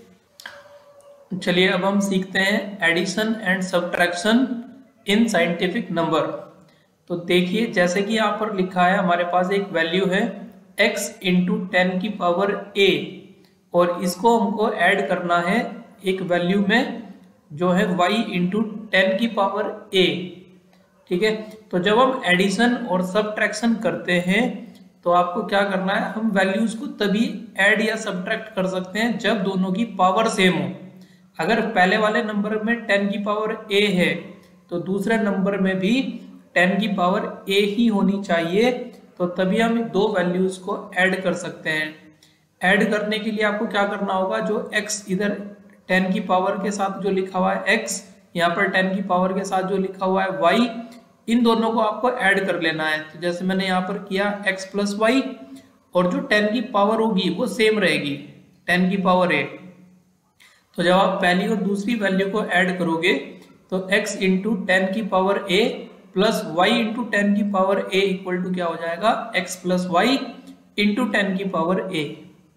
ठीक है। इस तरीके से आपको दो डिजिट्स को ऐड करना होता है। तो चलिए एक क्वेश्चन को सोल्व करते हैं। हमको एक वैल्यू गिवन है 3.425 इंटू 10 की पावर 4, और इसमें हमको ऐड करना है 3.425 इंटू 10 की पावर 3। देखो इन दोनों वैल्यूज को हम ऐड नहीं कर पाएंगे तब तक जब तक दोनों की पावर सेम ना हो जाए। तो दूसरे डिजिट में आप देखो 10 की पावर 3 है और यहाँ पर 10 की पावर 4 है, तो आप पहले दोनों पावर को बराबर कर लो। तो यहाँ पर जो 10 की पावर 4 है इसको मैं 3 बना लेता हूँ। तो 3 बनाने के लिए इसको पावर को कम करना पड़ेगा, तो इसके बराबर में जो नंबर लिखा है इसको एक डिजिट इधर, पॉइंट को इधर से यहाँ पर शिफ्ट कर दो। जब ये संख्या बढ़ेगी तो पावर घटेगी। अभी मैंने आपको समझाया। तो ये हो जाएगा 34.25 इंटू 10 की पावर 3 हो जाएगा ये। ठीक है। और इसमें मुझको ऐड करना है 3.425 इंटू 10 की पावर 3। ठीक है। अब देखो कैसे ऐड करेंगे। ये 5 का तो तुम्हारा 5 ही आ जाएगा, फिर तुम्हारा 2 और 5 कितना हो जाएगा 7, फिर तुम्हारा 4 और 2 कितना हो जाएगा 6, और 3 और 4 कितना हो जाएगा 7, और ये 3 आ जाएगा तुम्हारा। इंटू 10 की पावर कितना रहेगा सेम, इधर भी 10 की पावर 3 है, यहाँ पर भी 10 की पावर 3 है, तो पावर सेम रहता है एडिशन और सब्ट्रैक्शन में। अब मैं इसको साइंटिफिक नोटेशन में लिखूंगा। तो ये तुम्हारा डेसिमल पॉइंट कहाँ पर होना चाहिए, फर्स्ट नॉन जीरो डिजिट के बाद होना चाहिए। तो 3 के बाद में आना चाहिए ये डेसिमल पॉइंट। तो मैं इसको यहाँ पर 3.7675, ठीक है ना, मैंने संख्या को घटाया तो पावर को क्या करेंगे बढ़ा देंगे। तो यहाँ पर पावर कितनी हो जाएगी हमारे पास 4 हो जाएगी पावर। तो इस तरीके से आपको ये वैल्यू सोल्व करनी है। अब दूसरा नंबर देखो, दूसरे डिजिट में हमको सब्ट्रैक्शन करना है, घटाना है। ठीक है। तो यहाँ पर 10 की पावर 4 है, यहाँ पर 10 की पावर 3 है, तो पहले पावर को क्या करना पड़ेगा, सेम करना पड़ेगा। तो जैसे कि अभी मैंने बताया आपको, इसको पावर को 3 बना लो, तो आपको इधर वाला नंबर बढ़ाना पड़ेगा, इसको 34.25 कर लेंगे, इंटू 10 की पावर कितना हो जाएगा, ये 3 हो जाएगा। अब इसमें से माइनस करेंगे 3.425 इंटू 10 की पावर 3 को, ठीक है। अब यहाँ पर देखो डेसिमल पॉइंट के बाद 2 डिजिट है, यहाँ पर डेसिमल पॉइंट के बाद 3 डिजिट है, तो यहाँ पर भी आप एक 0 लगा के 3 डिजिट ही कर सकते हो।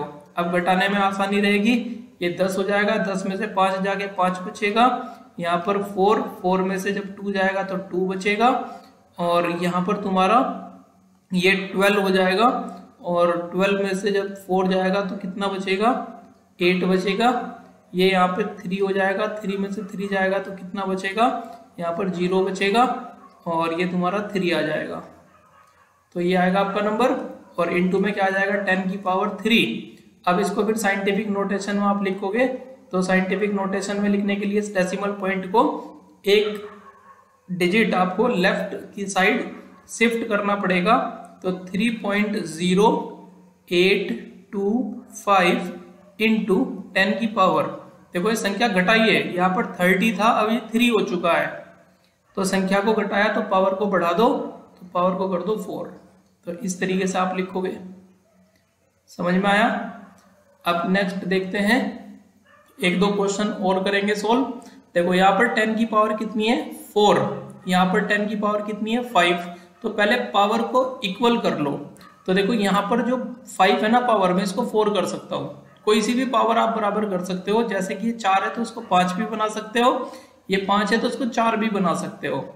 तो मैं पहली डिजिट को तो सेम रख लेता हूँ, 7.7 इंटू 10 की पावर 4, और मुझे इसमें ऐड करना है।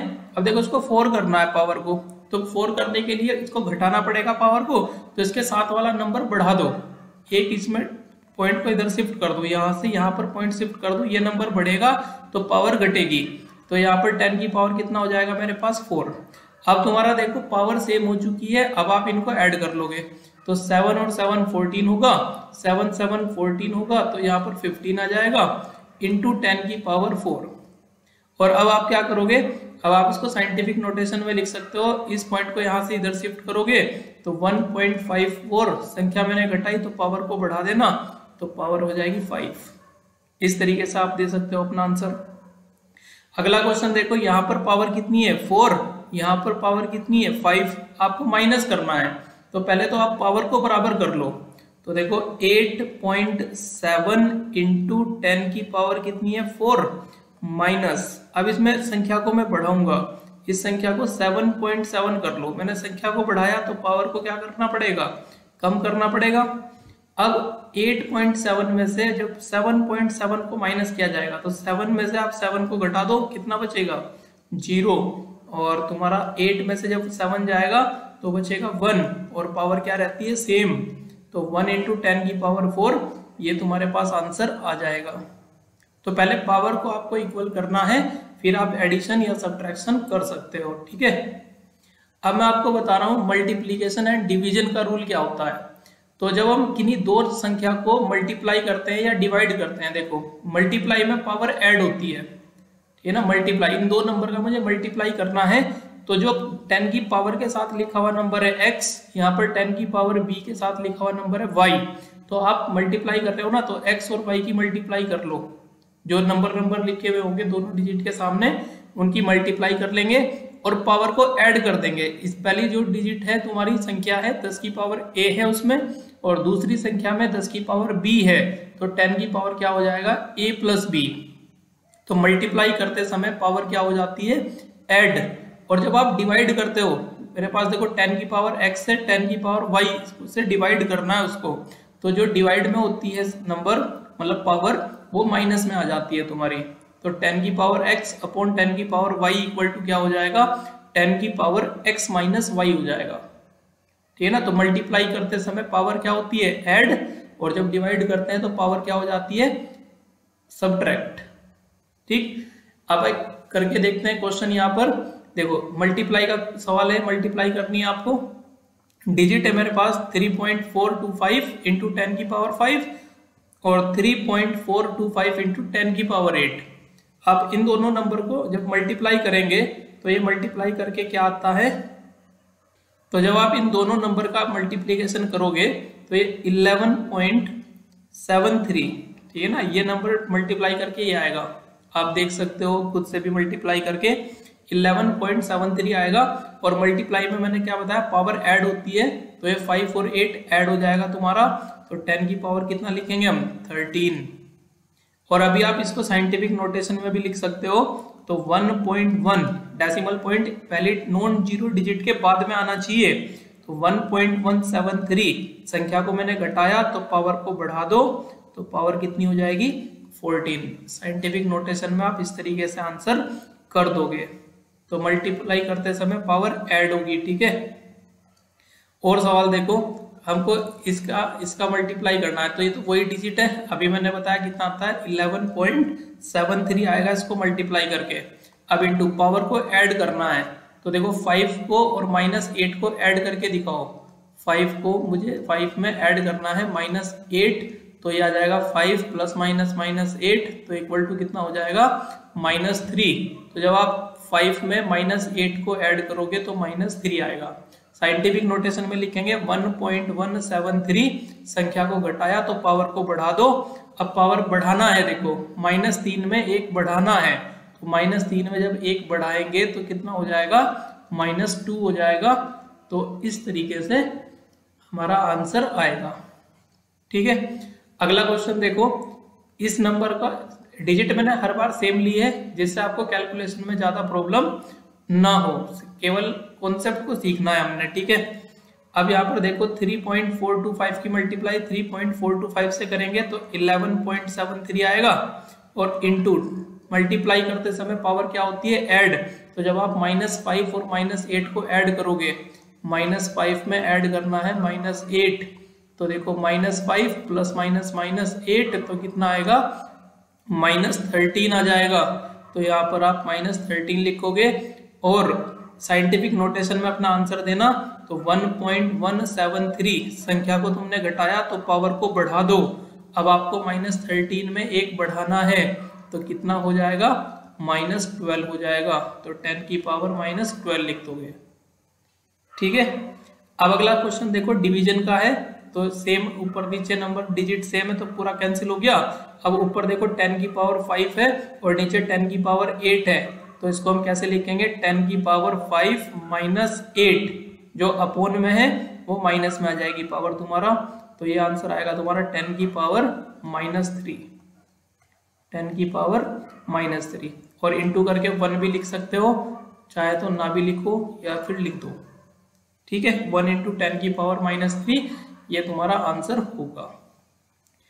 नेक्स्ट देखते हैं, देखो ये कैंसिल हो जाएगा तो कितना आएगा 1, और 10 की पावर कितनी आएगी, तो 10 की पावर आएगी 10 की पावर 5 और माइनस, और पावर कितनी है -8, तो इस तरीके से लिखोगे 10 की पावर 5 -8, तो 10 की पावर 5 माइनस माइनस प्लस हो जाएगा 8, तो कितना आएगा तुम्हारे पास 10 की पावर 13, और इनटू में क्या लिखोगे 1, क्योंकि इस नंबर को इससे काटकर 1 आया तुम्हारा, तो 1 × 10 की पावर 13 तुम्हारा आंसर होगा। नेक्स्ट देखो, ये कट जाएगा तो कितना आएगा 1 आएगा, तो हम लिखेंगे 1 × 10 की पावर, देखो -5 है और ये माइनस कर देंगे क्या, -8, ठीक है ना। जो अपोन में होती है पावर वो माइनस में लिखी जाती है, और ये -8 था तो माइनस साइन लगाया और ब्रैकेट में -8, तो 1 × 10 की पावर कितना आएगा -5, और माइनस माइनस प्लस हो जाएगा 8, तो हम लिखेंगे 1 × 10 की पावर +3, ये तुम्हारा आंसर होगा साइंटिफिक नोटेशन में, ठीक है। एक क्वेश्चन इधर साइड में लिखा है 2.2 की मल्टीप्लाई मुझे 3.3 से करानी है, तो देखो कैसे करेंगे, 2.2 इसकी मल्टीप्लाई करनी है मुझे 3.3 से, तो 3 दूनी 6 होता है, 3 दूनी 6, 3 दूनी 6, 3 दूनी 6, तो 6 12, और ये हो जाएगा 7, 1 2, हमारा आंसर आएगा 7.26 इंटू मल्टीप्लाई करते समय पावर ऐड होती है, तो ये 4 है पावर और यहाँ पर 5 है, तो 10 की पावर कितना हो जाएगा 9 हो जाएगा, ये तुम्हारा आंसर होगा। ठीक है, नेक्स्ट देखते हैं। मल्टीप्लाई करनी है 6.6 की मल्टीप्लाई करनी है 7.7 से, तो आप एक बार करके देख लो। 7.7 की मल्टीप्लाई 6.6 से करोगे तो ये आएगा 42 और 42 आएगा और 46 हो जाएगा, और फिर ये सेम आ जाएगा, तो ये आएगा आपका 2 8 और 10 5, 2 के बाद पॉइंट लगा दो, तो आपने मल्टीप्लाई करी, ये आएगा 50.82 और इनटू में 10 की पावर कितना आएगा। मल्टीप्लाई में पावर क्या होती है, ऐड, तो यहाँ पर पावर 5 है, यहाँ पर 9 है, तो ये आ जाएगा 14, और आप इसको साइंटिफिक नोटेशन में लिखोगे 5.082। मैंने संख्या को घटाया, पावर को बढ़ा दो, 15 कर दो, तो साइंटिफिक नोटेशन में तुम्हारा आंसर आ जाएगा। ठीक है, नेक्स्ट क्वेश्चन देखते हैं। डिजिट इस बार भी सेम है, तो इसका आंसर क्या आएगा, 50.82 आएगा, और मल्टीप्लाई में पावर क्या हो जाती है, ऐड हो जाती है, तो यहाँ पर है 10 की पावर 5 और यहाँ पर है 10 की पावर -7, तो 5 और -7 को ऐड करोगे तो क्या आएगा, -2 आएगा, और इसको साइंटिफिक नोटेशन में लिखो 5.082। संख्या को मैंने घटाया तो पावर को बढ़ा दो, अब -2 में मुझे एक बढ़ाना है तो कितना हो जाएगा, -1 हो जाएगा। ठीक है, तो इस तरीके से हम कैलकुलेशन करते हैं साइंटिफिक नोटेशन में। अब ये देखो एक क्वेश्चन और सोल्व करना है। 7.7 इंटू 10 की पावर 9 को डिवाइड करना है 6.6 इंटू 10 की पावर 5। तो जब आप इसको इससे कैंसिल करोगे तो ये सोल्व होकर क्या आता है, ये सोल्व होकर आता है 1.16 इंटू 10 की पावर देखो कितना हो जाएगा 9, और जो अपॉन में है वो माइनस में आ जाएगा 5, तो तुम्हारा आंसर होगा 1.16 इंटू 10 की पावर 4। इस तरीके से आप कर दोगे। देखो ये सेम है, तो इसको जब आप इससे कैंसिल करोगे तो तुम्हारे पास आंसर आएगा 1.16, और इंटू 10 की पावर कितना होगा -7, और जो अपॉन में उसको पावर माइनस में लिखो -5, तो 1.16 इंटू 10 की पावर कितना हो जाएगा, -7 और -5 कितने होते हैं, -12 होते हैं, तो तुम्हारा ये आंसर आ जाएगा। ठीक है, अगले क्वेश्चन पे देखते हैं। चलिए, प्रैक्टिस बहुत हो चुकी है, आप इन्हीं क्वेश्चंस को एक बार अपनी तरफ से खुद से ट्राई करना, तो आप बेहतर तरीके से समझ पाओगे।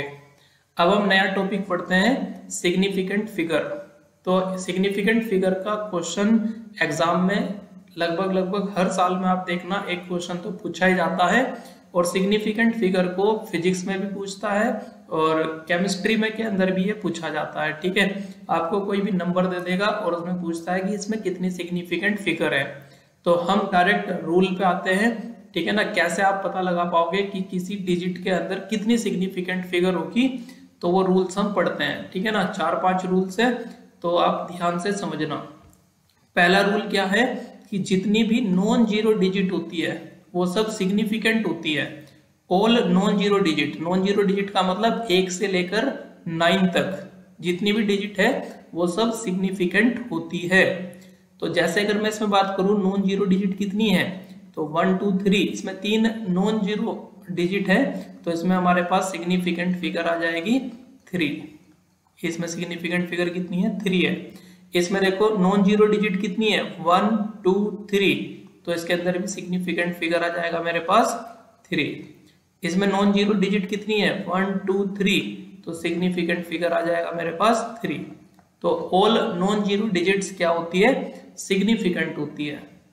ठीक है, दूसरा रूल नियम पढ़ते हैं, 0 to the left of the first non-zero digit in the number are not significant। कह रहा है कि नॉन जीरो डिजिट से पहले जो जीरो आती है लेफ्ट साइड वो सिग्निफिकेंट नहीं होती।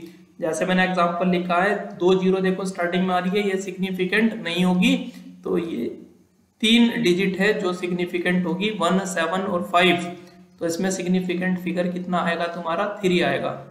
स्टार्टिंग वाली जीरो सिग्निफिकेंट नहीं होती। देखो स्टार्टिंग में 3 जीरो आ रही है, तो ये सिग्निफिकेंट नहीं होगी, तो यहाँ पर तुम्हारी सिग्निफिकेंट फिगर कितनी आएगी, सिग्निफिकेंट फिगर आएगी 2। ठीक है, तीसरा नियम देखते हैं, zero between two non zero digit are significant. अगर जीरो दो नॉन जीरो डिजिट के बीच में आ रही है तो वो सिग्निफिकेंट होती है। जैसे दो जीरो देखो किसके बीच में आ रही है, दो नॉन जीरो डिजिट के बीच में आ रही है, 1 और 7 के बीच में आ रही है, तो बीच वाली जीरो सिग्निफिकेंट होती है। ठीक है ना, तो यहाँ पर टोटल सिग्निफिकेंट फिगर कितनी होगी हमारे पास, सिग्निफिकेंट फिगर होगी 4। ये देखो जीरो दो नॉन जीरो डिजिट के बीच में आ रही है तो ये जीरो सिग्निफिकेंट होगी, तो टोटल और नॉन जीरो डिजिट तो सिग्निफिकेंट होती है, तो इसमें टोटल सिग्निफिकेंट फिगर कितनी हुई हमारे पास 3।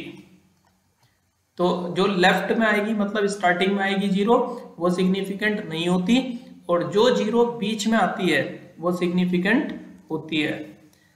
फोर्थ रूल पढ़ते हैं, जीरो एट द एंड और right of a number are significant provided they are on the right side of the decimal point. ठीक है, देखो अगर किसी नंबर में डेसिमल पॉइंट प्रेजेंट है, ध्यान से सुनना मैं क्या बता रहा हूं, अगर किसी नंबर में डिजिट में सिग्निफिकेंट, अगर किसी डिजिट में डेसिमल पॉइंट प्रेजेंट है, डेसिमल पॉइंट प्रेजेंट है तो राइट वाली जीरो सिग्निफिकेंट होती है। अगर किसी डिजिट में डेसिमल पॉइंट प्रेजेंट है तो राइट वाली जीरो सिग्निफिकेंट होती है।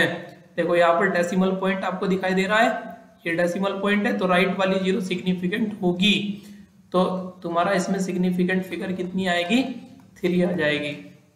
मैंने कहा कि जो स्टार्टिंग वाली जीरो होती है वो सिग्निफिकेंट नहीं होती, लेकिन अगर डेसिमल पॉइंट आ रहा है तो इसमें ये राइट वाली जीरो सिग्निफिकेंट होगी, तो इसमें सिग्निफिकेंट फिगर आएगा तुम्हारा 2। ठीक है, स्टार्टिंग वाली जीरो सिग्निफिकेंट नहीं होती है, ठीक है ना, और राइट वाली जीरो सिग्निफिकेंट हो जाएगी यदि डेसिमल पॉइंट प्रेजेंट हो डिजिट में। नेक्स्ट रूल पढ़ते हैं इसके बाद हम, rule number 5, the terminal zeros are not significant if there is no decimal point. अगर किसी संख्या के अंदर डेसिमल पॉइंट नहीं है तो राइट वाली जीरो सिग्निफिकेंट नहीं होती। ठीक है, जैसे आप ये नंबर देखो इसमें कोई डेसिमल पॉइंट नहीं है, डेसिमल पॉइंट नहीं है तो ये जो राइट वाली जीरो है ये सिग्निफिकेंट नहीं होगी, तो इसमें केवल एक ही सिग्निफिकेंट फिगर है जो कि 1 है वो। ठीक है ना, तो 100 जो नंबर है इसमें कोई डेसिमल पॉइंट लगा हुआ नहीं है तो ये राइट वाली जीरो सिग्निफिकेंट नहीं होगी, तो इसमें सिग्निफिकेंट फिगर हमारे पास 1 होगी।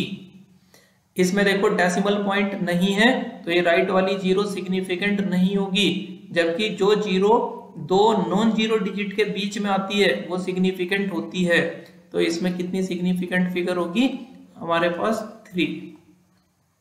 ठीक है, नेक्स्ट देखो अगला रूल कह रहा है कि जो हमारे पास एग्जैक्ट नंबर्स होते हैं मतलब काउंटेबल ऑब्जेक्ट्स होते हैं तो उनके अंदर इनफाइनाइट सिग्निफिकेंट डिजिट्स होती है। जैसे हमने कहा 4 पेन, तो ये काउंटेबल है हुआ ना, एक काउंटेबल ऑब्जेक्ट हो गया, हम गिन सकते हैं कि 4 पेन है। तो इसमें अगर पूछता है कि कितनी सिग्निफिकेंट फिगर होगी 4 में, तो चूंकि काउंटेबल ऑब्जेक्ट है इसमें होगी इनफाइनाइट सिग्निफिकेंट फिगर, क्योंकि मैं इसको 4 भी लिख सकता हूं, इसको मैं 4.0 भी लिख सकता हूं।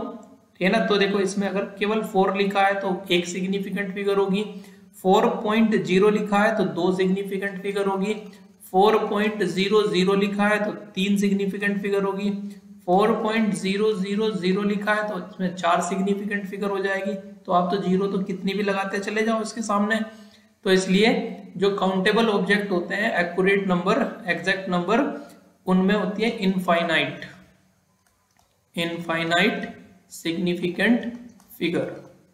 जैसे हमने कहा 40 कॉपीज, 40 कॉपी है तो ये 40 कॉपी 40.0 भी हो सकती है, 40.00 भी हो सकती है। ठीक है ना, अब डेसिमल पॉइंट के बाद वाली जीरो तो सिग्निफिकेंट होती है ना, तो यहाँ पर हमारे पास इनफाइनाइट सिग्निफिकेंट फिगर आएगी।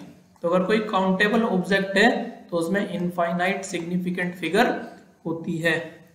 ठीक है, अब देखो एक रूल ये आता है जो हम साइंटिफिक नोटेशन के टर्म में फॉर्मेट में किसी नंबर को लिखते हैं n इंटू 10 की पावर n। इस फॉर्मेट में हमने एक डिजिट को लिखा, तो जो 10 की पावर n वाला पोर्शन होता है ये सिग्निफिकेंट नहीं माना जाता, और जो सामने वाला नंबर होता है n, ये इसमें आपको देखना है कि कितनी सिग्निफिकेंट फिगर है। जैसे कि एग्जांपल पे आ जाओ तो 10 की पावर 3 जो है इसमें तो सिग्निफिकेंट नहीं होगी फिगर, तो ये 4.5 जो लिखा है नंबर, इसमें आपको सिग्निफिकेंट फिगर देखना है। तो 2 सिग्निफिकेंट फिगर है इस नंबर के अंदर। सिग्निफिकेंट फिगर कितनी है? 2। 10 की पावर 3 है, जो 10 की पावर वाला पोर्शन है, पार्ट है, वो सिग्निफिकेंट में काउंट नहीं होता। अब देखो इस नंबर में आपको सिग्निफिकेंट फिगर काउंट करनी है, तो इस जीरो को, राइट वाली जीरो को हम सिग्निफिकेंट मानेंगे क्योंकि डेसिमल पॉइंट प्रेजेंट है डिजिट में। तो यहाँ पर हमारे पास सिग्निफिकेंट फिगर कितनी आएगी? 3। तो 10 की पावर 3 वाला तो पार्ट सिग्निफिकेंट नहीं होता, राइट वाली जीरो को हम सिग्निफिकेंट मानेंगे क्योंकि इसमें डेसिमल पॉइंट प्रेजेंट है। तो यहाँ पर सिग्निफिकेंट फिगर कितनी आएगी हमारे पास? सिग्निफिकेंट फिगर आ जाएगी हमारे पास 4। ठीक है, अब हम नेक्स्ट पढ़ते हैं राउंडिंग ऑफ। तो राउंडिंग ऑफ को भी पढ़ना हमारे लिए जरूरी होता है क्योंकि राउंडिंग ऑफ का डायरेक्ट तो क्वेश्चन नहीं आता, इसका यूज करना पड़ेगा हमको साइंटिफिक नोटेशन में भी, और बाकी भी हम जर्नली जब न्यूमेरिकल्स करते हैं तो हम नंबर को राउंड ऑफ करते ही रहते हैं, केमिस्ट्री के अंदर भी, फिजिक्स के अंदर भी। तो आपको रूल पता होने चाहिए राउंडिंग ऑफ के। तो 2-4 बातें हैं, जर्नल सी बातें हैं, आपको पता भी होगी, एक बार हम पढ़ भी लेते हैं। तो पहला रूल क्या है कि जिस डिजिट को आप ड्रॉप कर रहे हो, ड्रॉप करने का मतलब होता है छोड़ना, ठीक है ना, मतलब जिसको आप हटा रहे हो, जिस डिजिट को, अगर वो डिजिट 5 से छोटी है, less than 5, then the preceding digit, तो प्रीसीडिंग का मतलब पहले वाली, ठीक है ना, पहले वाली डिजिट इज लेफ्ट अनचेंज। तो पहले वाली डिजिट को आप अनचेंज रखोगे। देखो जिसके नीचे मैंने डैश खींचा है उसको हमको ड्रॉप करना है, उसको हटाना है। तो अगर मैं 2 को हटाना चाहता हूं, इस डिजिट में से 2 को मुझे हटाना है, तो 2 क्या है? 5 से छोटा नंबर है, तो जो छोटा नंबर होता है 5 से, उसको हम हटाते हैं, तो उससे पहले वाले नंबर को अनचेंज रखते हैं, इसमें कोई चेंज नहीं होगा। तो तुम्हारा ये राउंड ऑफ होकर आएगा 7.26। ठीक है, एक एग्जांपल और देखो, मुझे 4 को ड्रॉप करना है और 4 क्या है? लेस देन 5 है, तो इससे पहले वाली संख्या को अनचेंज रखना है, तो ये हो जाएगा 5.3। इस तरीके से दूसरा नियम ये है कि यदि आप जिस डिजिट को ड्रॉप कर रहे हो वो मोर देन 5 है, 5 से बड़ी है वो संख्या जिसको आप ड्रॉप कर रहे हो, then the preceding digit is raised by 1, तो उससे पहले वाली डिजिट में आप 1 बढ़ा दोगे, इंक्रीज कर दोगे।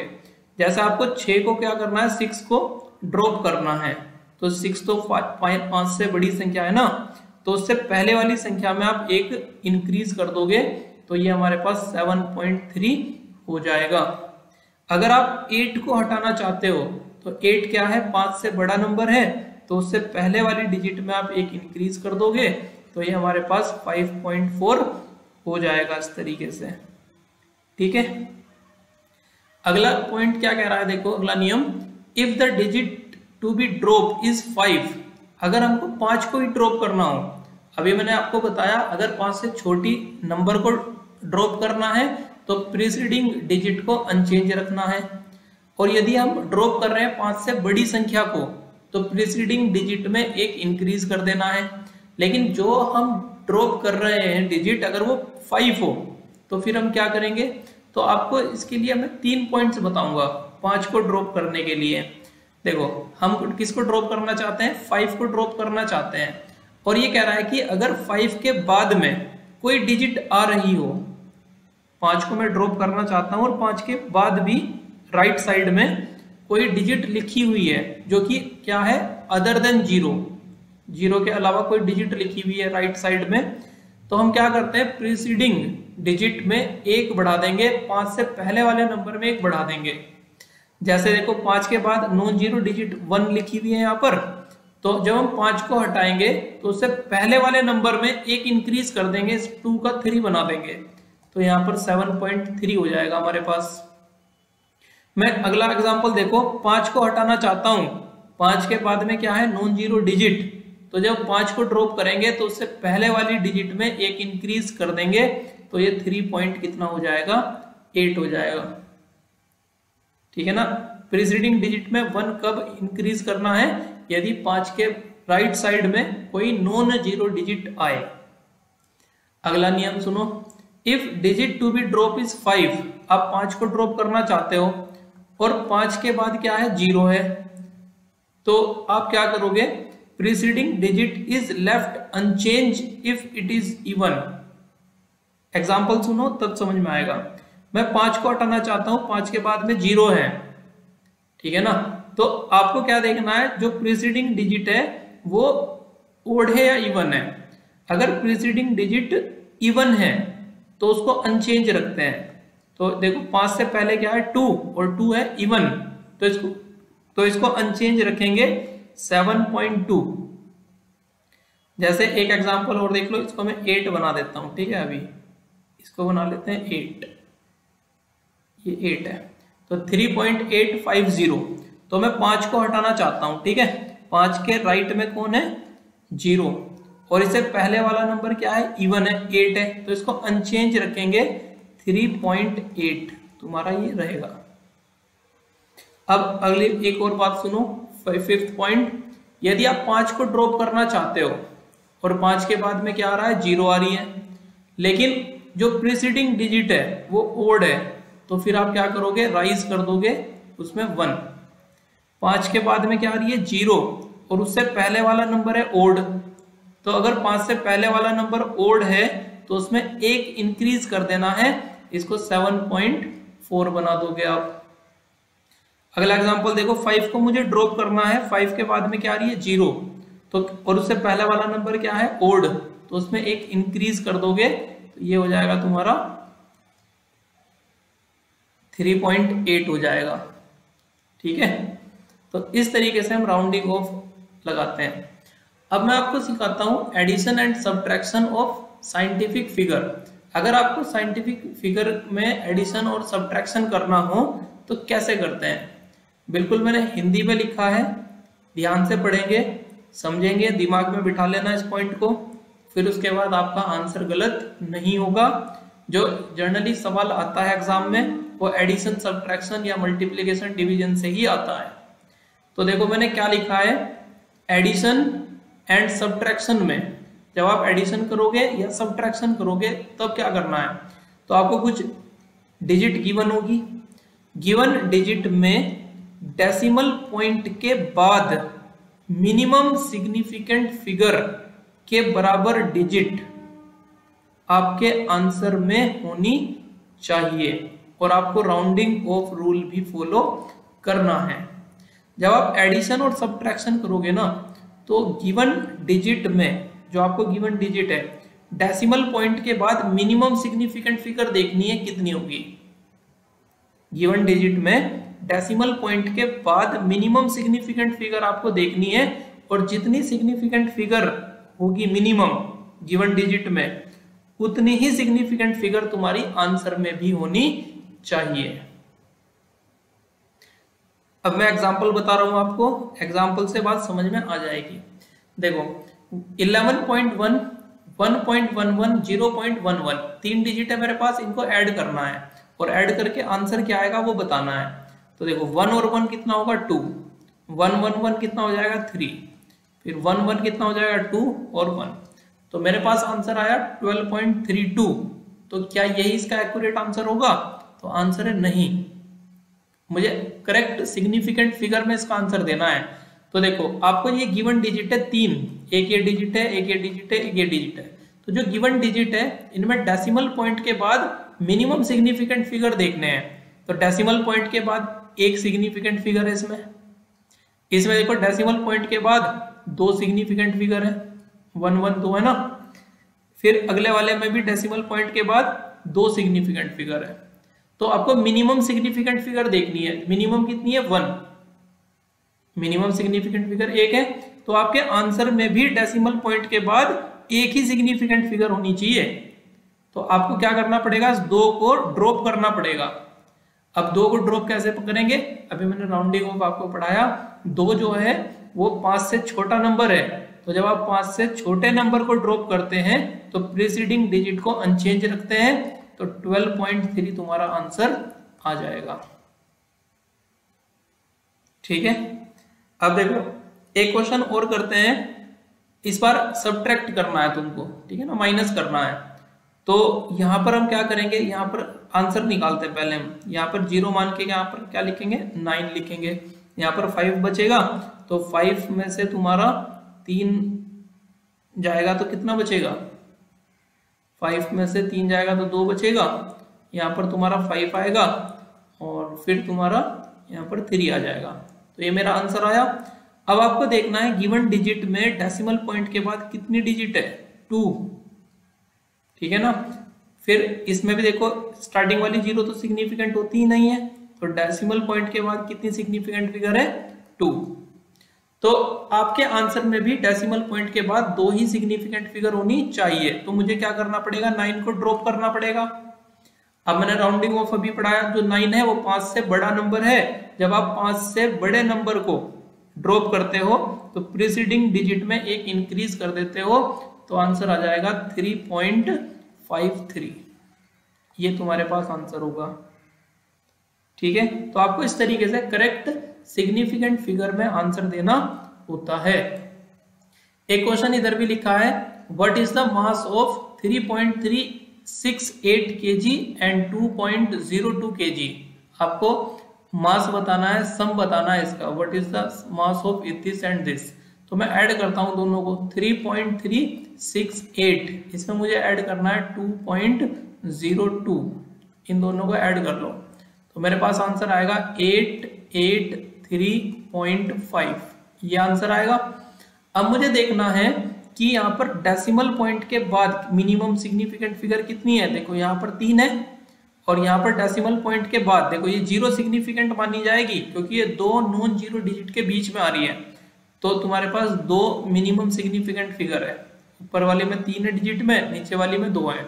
तो मिनिमम देखना है, तो मिनिमम गिवन डिजिट में minimum significant figure decimal point के बाद 2 है। तो तुम्हारे आंसर में भी डेसिमल पॉइंट के बाद 2 ही डिजिट होनी चाहिए। तो तुम्हें इस 8 को क्या करना पड़ेगा, ड्रॉप करना पड़ेगा।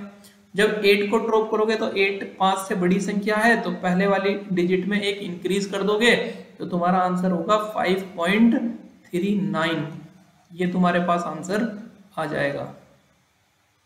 ठीक है, अब मैं सिखाता हूं आपको नेक्स्ट मल्टीप्लीकेशन। और जब डिवीजन आप करोगे तो तब आपको किस तरीके से करेक्ट सिग्निफिकेंट फिगर में आंसर देना है। तो देखो मल्टीप्लाई एंड डिवाइड में जब आप मल्टीप्लाई या डिवाइड करोगे, गिवन डिजिट में लोवेस्ट सिग्निफिकेंट फिगर वाली डिजिट के बराबर सिग्निफिकेंट फिगर आपके आंसर में होनी चाहिए।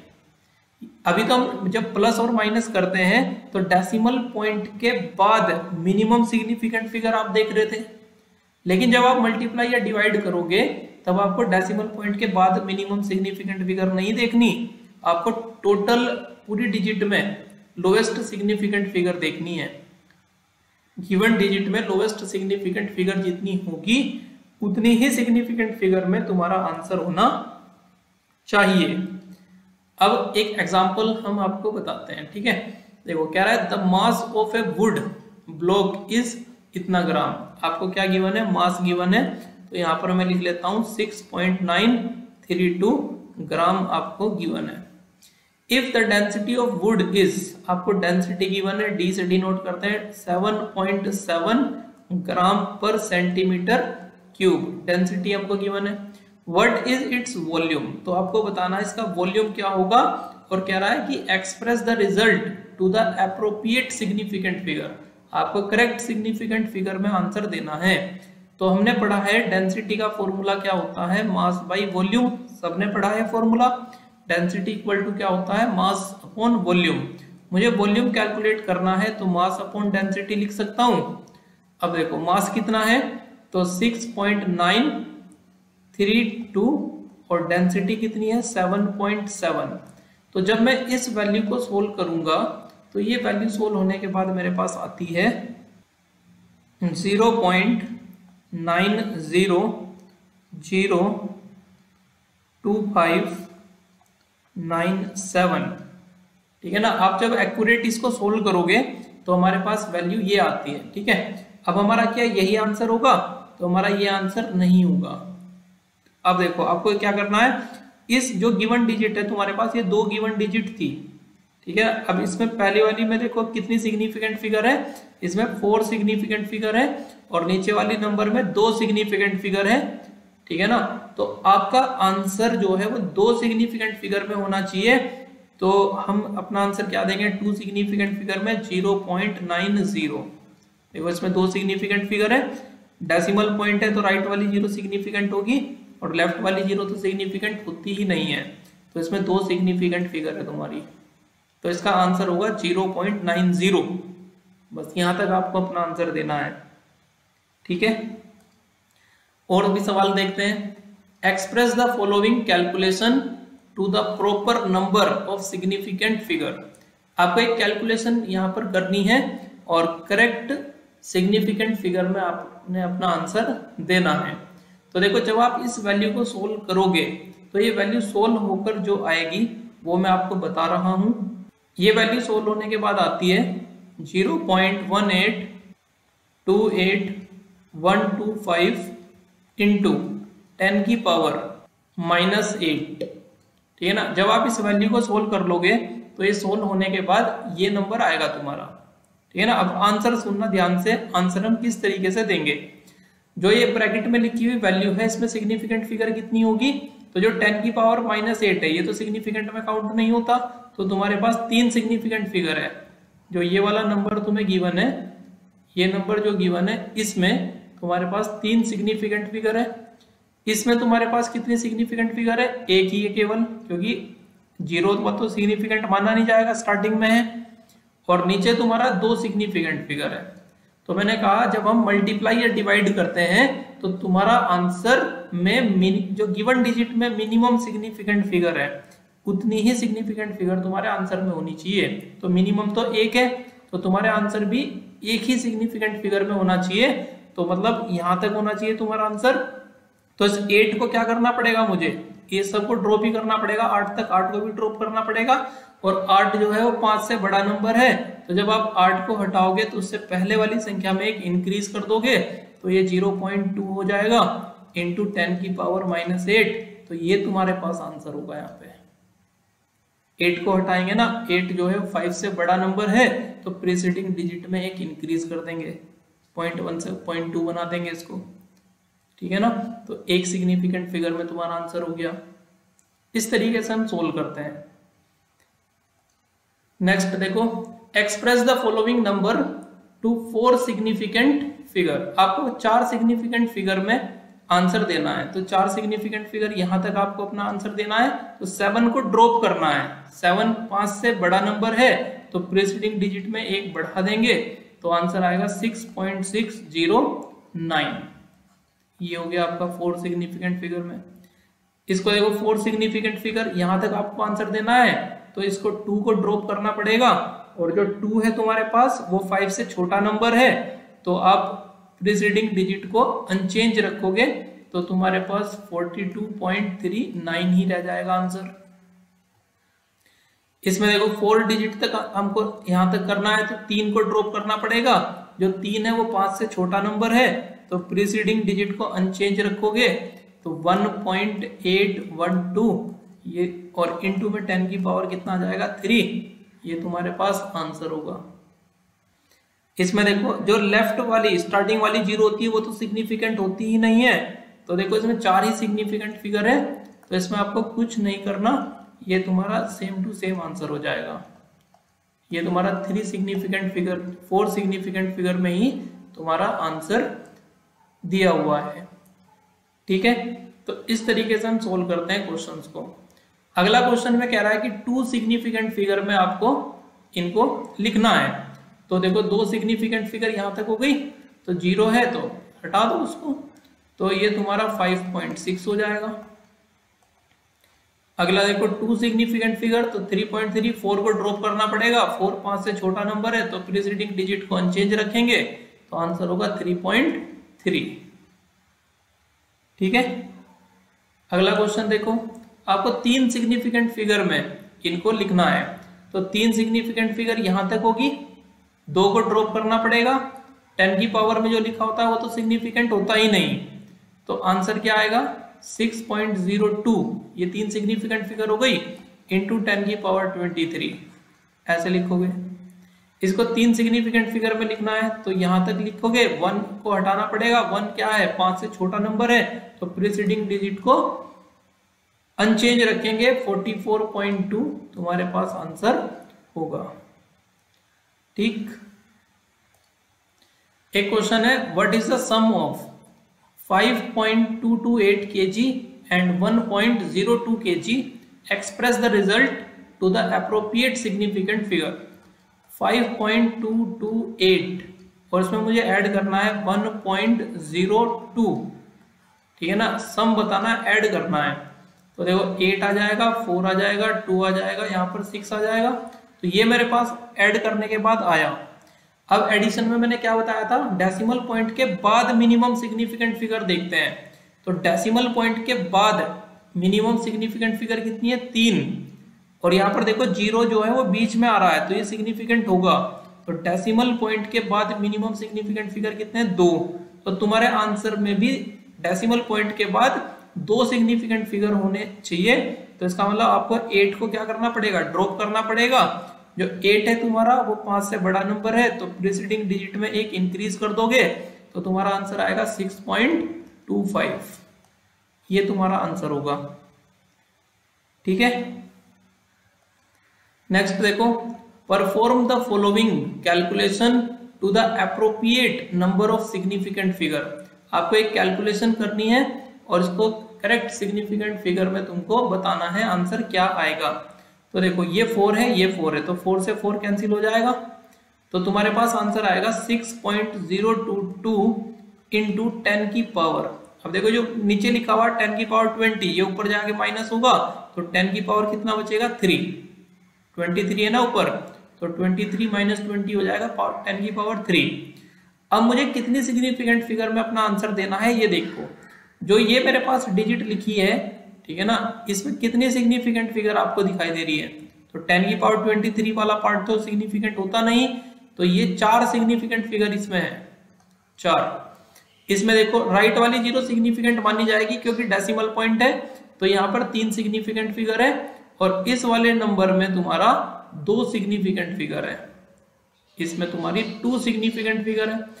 तो मुझे आप ये बताओ, अभी मैंने बताया जब हम मल्टीप्लाई या डिवाइड करते हैं तो आपको देखना होता है लोवेस्ट सिग्निफिकेंट फिगर वाली डिजिट, तो 2 तुम्हारी लोवेस्ट सिग्निफिकेंट फिगर है, तो तुम्हारे आंसर भी 2 ही सिग्निफिकेंट फिगर में होना चाहिए, तो हम अपने आंसर को 2 सिग्निफिकेंट फिगर में देंगे, तो हमारा आंसर होगा 6.0 इंटू 10 की पावर 3। इस तरीके से हम अपना आंसर लिखेंगे। ठीक है। आज की वीडियो में मैं आपको बताने वाला हूँ कुछ इम्पोर्टेंट यूनिट कन्वर्जन के बारे में, जो केमिस्ट्री के न्यूमेरिकल्स करने में काफ़ी हेल्प आपकी करेगी। आज मैं आपको बताने वाला हूँ यूनिट कन्वर्जन के बारे में, और यूनिट कन्वर्जन करना आपको आना चाहिए, तभी आप फिजिक्स के या फिर केमिस्ट्री के न्यूमेरिकल्स को बना पाएंगे। ठीक है, तो चलिए स्टार्ट करते हैं आज की वीडियो को।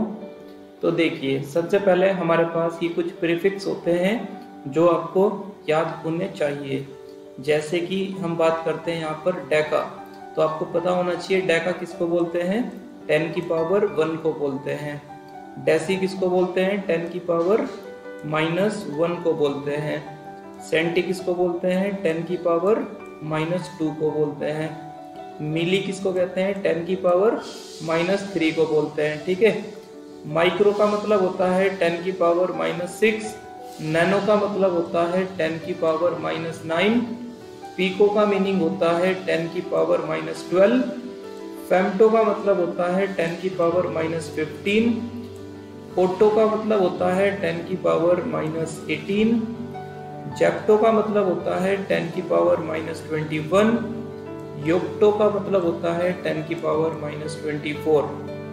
ठीक है, तो ये जो इनके मल्टीपल है, ठीक है ना, ये आपको पता होने चाहिए। इसी तरीके से पॉजिटिव में चलते हैं, जैसे हेक्टो को बोलते हैं 10 की पावर 2, किलो को बोलते हैं 10 की पावर 3, मेगा कहते हैं 10 की पावर 6 को, गीगा कहते हैं 10 की पावर 9 को, टेरा बोलते हैं 10 की पावर 12 को, पेटा बोलते हैं 10 की पावर 15 को, एक्सा कहते हैं 10 की पावर 18 को। अगर आप यहाँ से देखें डेका से, ठीक है ना, डेका से अगर आप देखो तो यहाँ पर -1 हुआ डेसी, उसके बाद -2 हो गया सेंटी, ठीक है ना, फिर 10 की पावर -3 हुआ मिली। अब इसके बाद से आप देखो पावर में 3 का डिफरेंस है, -3 से -6, -6 से -9, फिर -12, -15, -18, -21 और -24। फिर इसी तरीके से आप यहाँ से अगर किलो के बाद देखो तो 10 की पावर 3 से फिर 10 की पावर 6, 3 का ही गैप आ रहा है, 10 की पावर 9, 10 की पावर 12, 15, 18। ठीक है, तो याद रखना बड़ा आसान हो जाएगा आपके लिए इस तरीके से। और इनके सिंबल्स भी आप देख सकते हो, जितने भी 10 की पावर ये माइनस में है तो इन सब के सिंबल देखो स्मॉल लेटर में है, Y, Z, जेप्टो को Z कहेंगे, एटो A, फेम्टो F, पी को P, नैनो N, ठीक है, इसको पढ़ते हैं माइक्रोन, ठीक है ना, म्यू कहते हैं इसको, म्यू। ये आपका milli, centi, deci, deca, hecto, kilo, mega, giga, tera, peta, exa. ठीक है ना, जिनकी पावर पॉजिटिव में है उनके कैपिटल लेटर ये देखो यहाँ पर बने हुए हैं। इसके बाद आप दो और याद रख सकते हो, जैसे कि जेटा होता है बच्चों 10 की पावर 21 और इसका सिंबल होता है जेड कैपिटल में। और योटा कहते हैं 10 की पावर 24 को और इसका सिंबल आप लिख सकते हो वाई। अब मैं आपको क्या बताने वाला हूँ बच्चों, सुपर ट्रिक, जिससे आप यूनिट कन्वर्जन में न्यूमेरिकल्स करते समय कोई भी प्रॉब्लम आपको नहीं होगी। तो देखो यहाँ पे अगर आपको किसी भी यूनिट को रिमूव करना हो, टू रिमूव, तो अब उस यूनिट की जो वैल्यू होती है उससे मल्टीप्लाई करना। यदि हमको किसी यूनिट को रिमूव करना हो तो हम उस यूनिट की वैल्यू को, जिसको आप रिमूव कर रहे हो, उसकी वैल्यू से मल्टीप्लाई कर देना। और यदि हमको ऐड करना हो, किसी भी यूनिट को ऐड करना हो, तो जो उसकी वैल्यू होती है, जिस यूनिट को हमको ऐड करना है उसकी वैल्यू से हम डिवाइड कर देंगे। तो to remove, multiply, to add, divide, ये दो पॉइंट याद रखने हैं। उसके बाद यूनिट कन्वर्जन हमारा बहुत आसानी से हो जाएगा। ये टॉपिक कोई हमको प्रॉब्लम इसमें नहीं होने वाली फिर। ठीक है, to remove, multiply, to add, divide. ठीक, तो चलिए कुछ मैं आपको एग्जांपल्स बता देता हूँ। जैसे कि मेरे पास देखो एग्जांपल है, एग्जांपल 1। पहला एग्जांपल मैं आपको बताता हूँ। मेरे पास मान लो एक वैल्यू है 100 सेंटीमीटर और मुझे इसको कन्वर्ट करना है मीटर में। मुझे बताना है कि 100 सेंटीमीटर कितने मीटर के बराबर होता है। तो देखो बच्चों, ये वैल्यू सेंटीमीटर में गिवन है और मुझे कन्वर्ट करनी है मीटर में। तो मुझे सेंटी को क्या करना पड़ेगा, रिमूव करना पड़ेगा। और रिमूव करने के लिए मैंने अभी आपको क्या बताया, देखो रिमूव करने के लिए मल्टीप्लाई करते हैं। ठीक है, रिमूव, तो मेरे को सेंटी को रिमूव करना है, तो सेंटी की अब वैल्यू क्या होती है, तो वो आपको भी टेबल में मैंने बताया। तो यहाँ पर देखो सेंटी, ये रहा सेंटी, है ना। सेंटी किसको बोलते हैं, 10 की पावर -2 को बोलते हैं। तो -2 से आप क्या कर दो, मल्टीप्लाई कर दो। तो आपके पास 100 जो सेंटीमीटर था ना, ये 100, और सेंटी की वैल्यू क्या होती है, 10 की पावर -2। तो सेंटी की जगह पर आ गया -2, तो क्या बचेगा, मीटर बचेगा। तो ये आपका आंसर आ गया। इसको आप साइंटिफिक नोटेशन में लिख सकते हो। तो क्या कहेंगे, 1 बोल सकते हो इसको, ठीक है ना, 1 मीटर ये आ चुका है। तो ये 2 जीरो है ना, 10 की पावर +2 है। मैं लिख के दिखा देता हूँ इसको, देखो ऐसे करेंगे। 100 को लिख सकता हूँ 1 × 10 की पावर 2 और ये आपका 10 की पावर -2, ठीक है ना, मीटर। तो ये -2 + 2 कैंसिल हो जाएगा, आंसर आ जाएगा आपका 1 मीटर। तो 100 सेंटीमीटर 1 मीटर के बराबर होता है। ठीक है, एक एग्जाम्पल हम और समझते हैं। एग्जाम्पल नंबर 2, हमारे पास दिया हुआ है 25 सेंटीमीटर। ठीक है ना। चलो मीटर ले लेते हैं, 25 मीटर है हमारे पास और इसको मुझे कन्वर्ट करना है सेंटीमीटर में, है ना। 25 मीटर है मेरे पास, इसको मुझे सेंटीमीटर में बदलना है। तो कुछ कन्वर्जन तो आप डायरेक्ट भी इसमें याद रख सकते हो। जैसे देखो बच्चों, अगर कहीं पर 1 मीटर लिखा हुआ हो और उसको सेंटीमीटर में बदलना हो तो उसको कितना सेंटीमीटर के बराबर रखेंगे, 100 सेंटीमीटर के बराबर रखेंगे। अगर कहीं पर 1 लीटर आ जाए ना बच्चों, तो 1 लीटर एक को हम कहते हैं 1 डेसीमीटर क्यूब। तो इस तरीके के जो कन्वर्जन होते हैं इनको आपको डायरेक्ट याद रखना है, जिससे आपको न्यूमेरिकल करते समय कोई प्रॉब्लम ना हो। 1 लीटर 1 डेसीमीटर क्यूब के बराबर होता है और 1 लीटर 1000 ml के बराबर होता है और 1 ml को हम 1 सेंटीमीटर क्यूब भी कहते हैं। और आप याद रखना 1 decimetre cube equal to 1000 litre के बराबर होता है। कभी कभी एक यूनिट एंगस्ट्रोम आती है, ठीक है ना। एक एंगस्ट्रोम में कितने मीटर होते हैं, 10 की पावर माइनस 10 मीटर होते हैं। तो ये कुछ यूनिट जनरली बहुत ही ज़्यादा यूज होती है न्यूमेरिकल पोर्शन में। यूनिट जब हमको कन्वर्ट करना पड़ता है तो ये यूनिट्स हमारे पास ज़्यादातर आती है केमिस्ट्री के अंदर, ठीक है ना। तो यहाँ पर देखो 1 मीटर मैंने बताया आपको 100 सेंटीमीटर के बराबर होता है। तो मेरे पास तो 25 मीटर है, तो 25 मीटर इक्वल टू क्या होगा, 25 मीटर इक्वल टू हो जाएगा 25 और मीटर को हम कितने से मल्टीप्लाई कर दें, 100 से अगर मल्टीप्लाई कर दे तो क्या आ जाता है मेरे पास, सेंटीमीटर आ जाता है। तो हमारे पास आंसर होगा 2500 सेंटीमीटर, ठीक है। क्योंकि 1 मीटर किसके बराबर होता है, 100 सेंटीमीटर के बराबर होता है। तो 25 मीटर क्या होगा, 2500 सेंटीमीटर के बराबर होगा, ठीक है। तो नेक्स्ट प्रॉब्लम पर चलते हैं हम। देखो नेक्स्ट प्रॉब्लम है हमारे पास 400 पिकोमीटर है मेरे पास।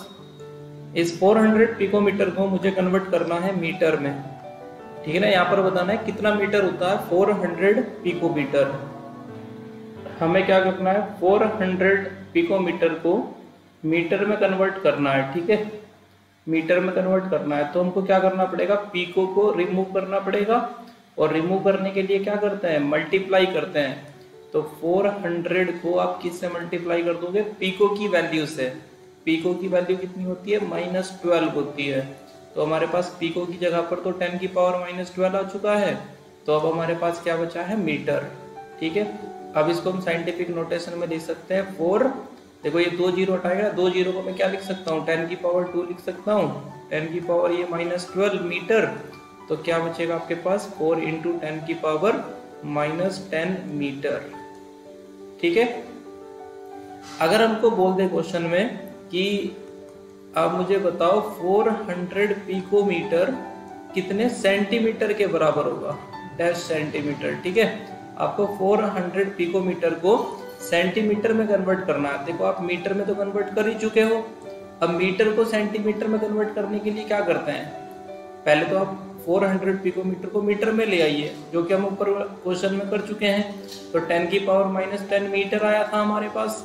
अब इसको क्या करेंगे, अगर हम 4 × 10 की पावर -10 को 10 की पावर 2 से मल्टीप्लाई कर देंगे तो वैल्यू किस में आ जाएगी, सेंटीमीटर में आ जाएगी। क्योंकि 1 मीटर में मैंने अभी बताया 100 सेंटीमीटर होते हैं और 100 को हम 10 की पावर 2 लिख सकते हैं, ठीक है।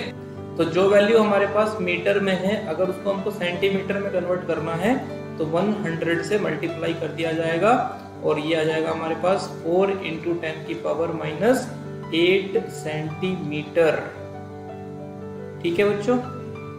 तो चलिए अब नेक्स्ट क्वेश्चन पर चलते हैं। और नेक्स्ट क्वेश्चन है हमारे पास, मान लो ये है 300 नैनोमीटर, हमारे पास है 300 नैनोमीटर। इसको मान लो मीटर में कन्वर्ट करना है, डेसीमीटर कितने मीटर के बराबर होगा।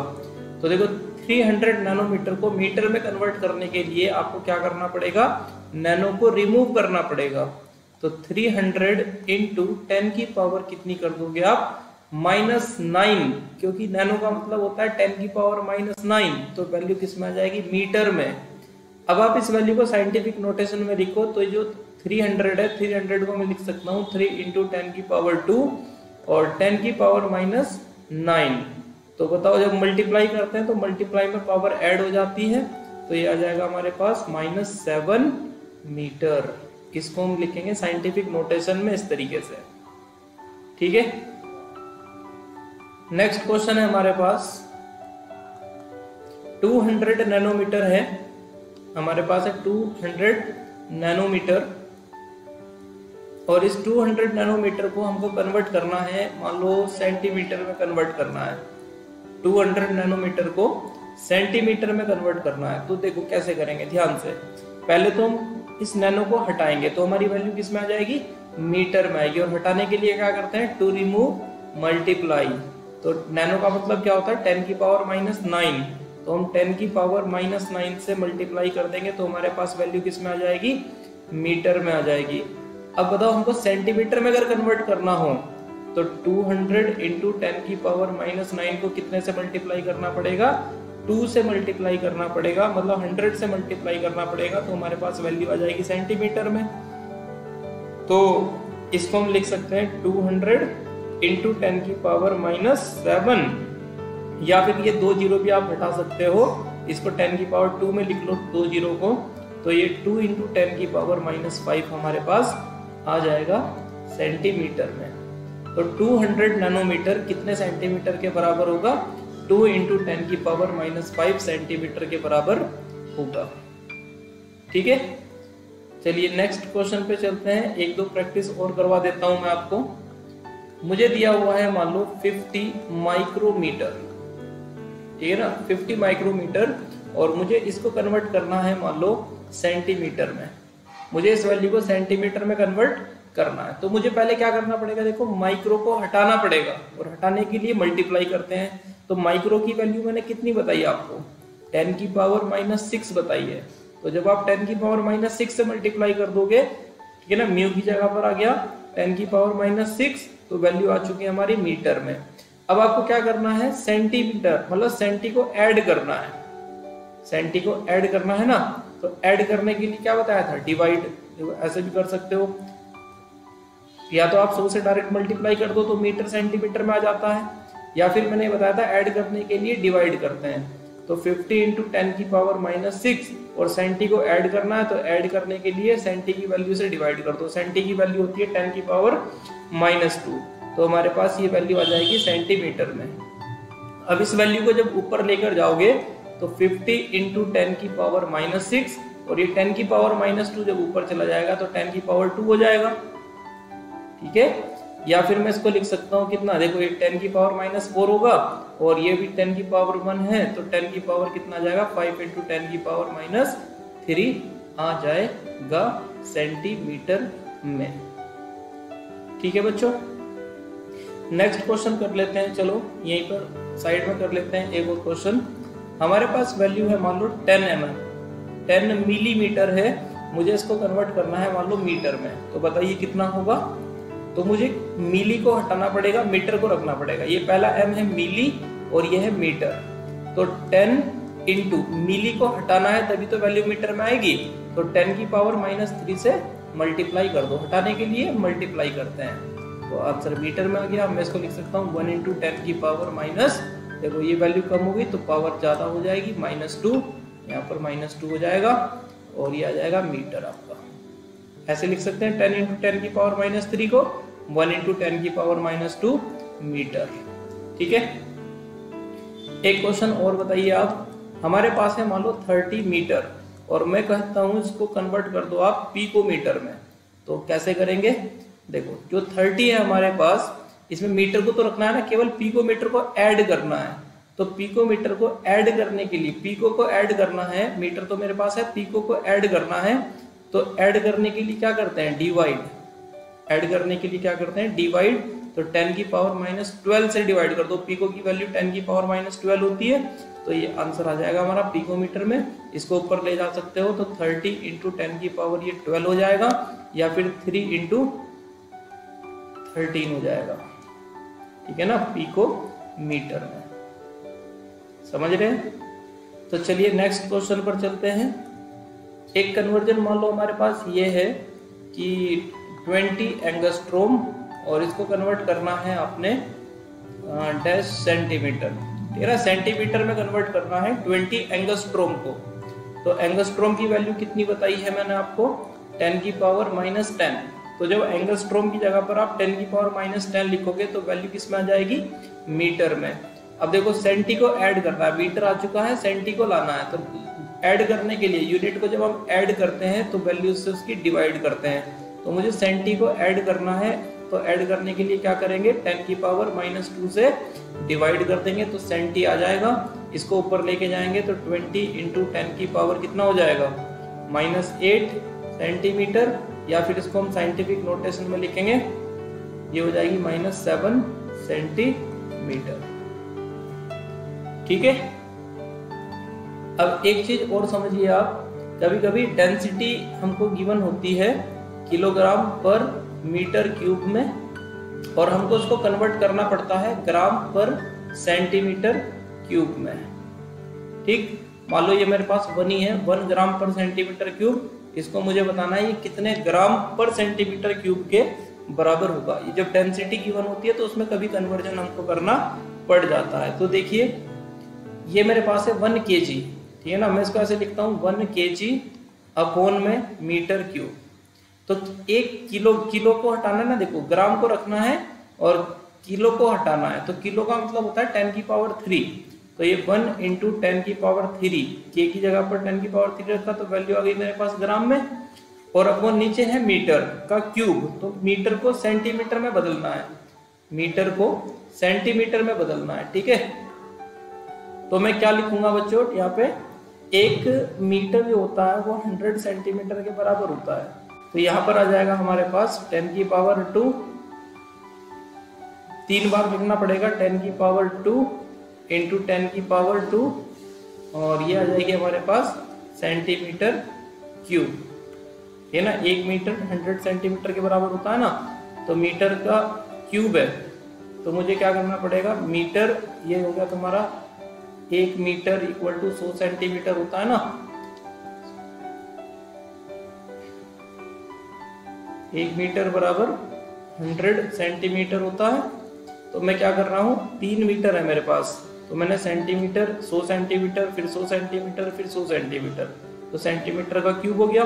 तो मैं इसको लिख सकता हूँ, ऊपर है 10 की पावर 3, नीचे हो जाएगा 10 की पावर 6, ठीक है ना। ऊपर है ग्राम, नीचे है सेंटीमीटर क्यूब, उसको ऊपर लेके जाएंगे तो 10 की पावर -3 ग्राम पर सेंटीमीटर क्यूब मेरे पास ये आंसर आ जाएगा।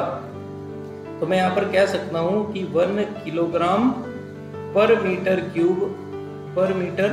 क्यूब किसके बराबर होता है, 10 की पावर -3 ग्राम पर सेंटीमीटर क्यूब के बराबर होता है।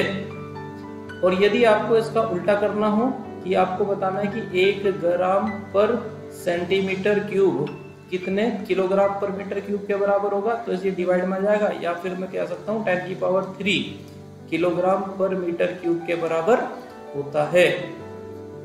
ठीक है ना, तो ये आप डायरेक्ट भी याद रख सकते हो। ठीक है, तो आज की वीडियो में बच्चों इतना ही रखेंगे। आज हमने क्या सीखा, आज हमने सीखा है यूनिट कन्वर्जन के बारे में। ठीक है, और ये यूनिट कन्वर्जन आपको न्यूमेरिकल्स करते समय बड़ा हेल्प करेगा।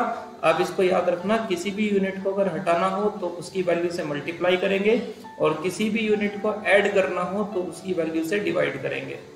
ठीक है ना, to remove, multiply, to add, divide. तो इस तरीके से हम यूनिट कन्वर्जन को कर सकते हैं। इसी तरीके की और भी वीडियो को देखने के लिए आप चैनल को सब्सक्राइब कर लीजिए, और वीडियो आपको पसंद आई हो तो वीडियो को लाइक भी जरूर कीजिए। Thank you very much.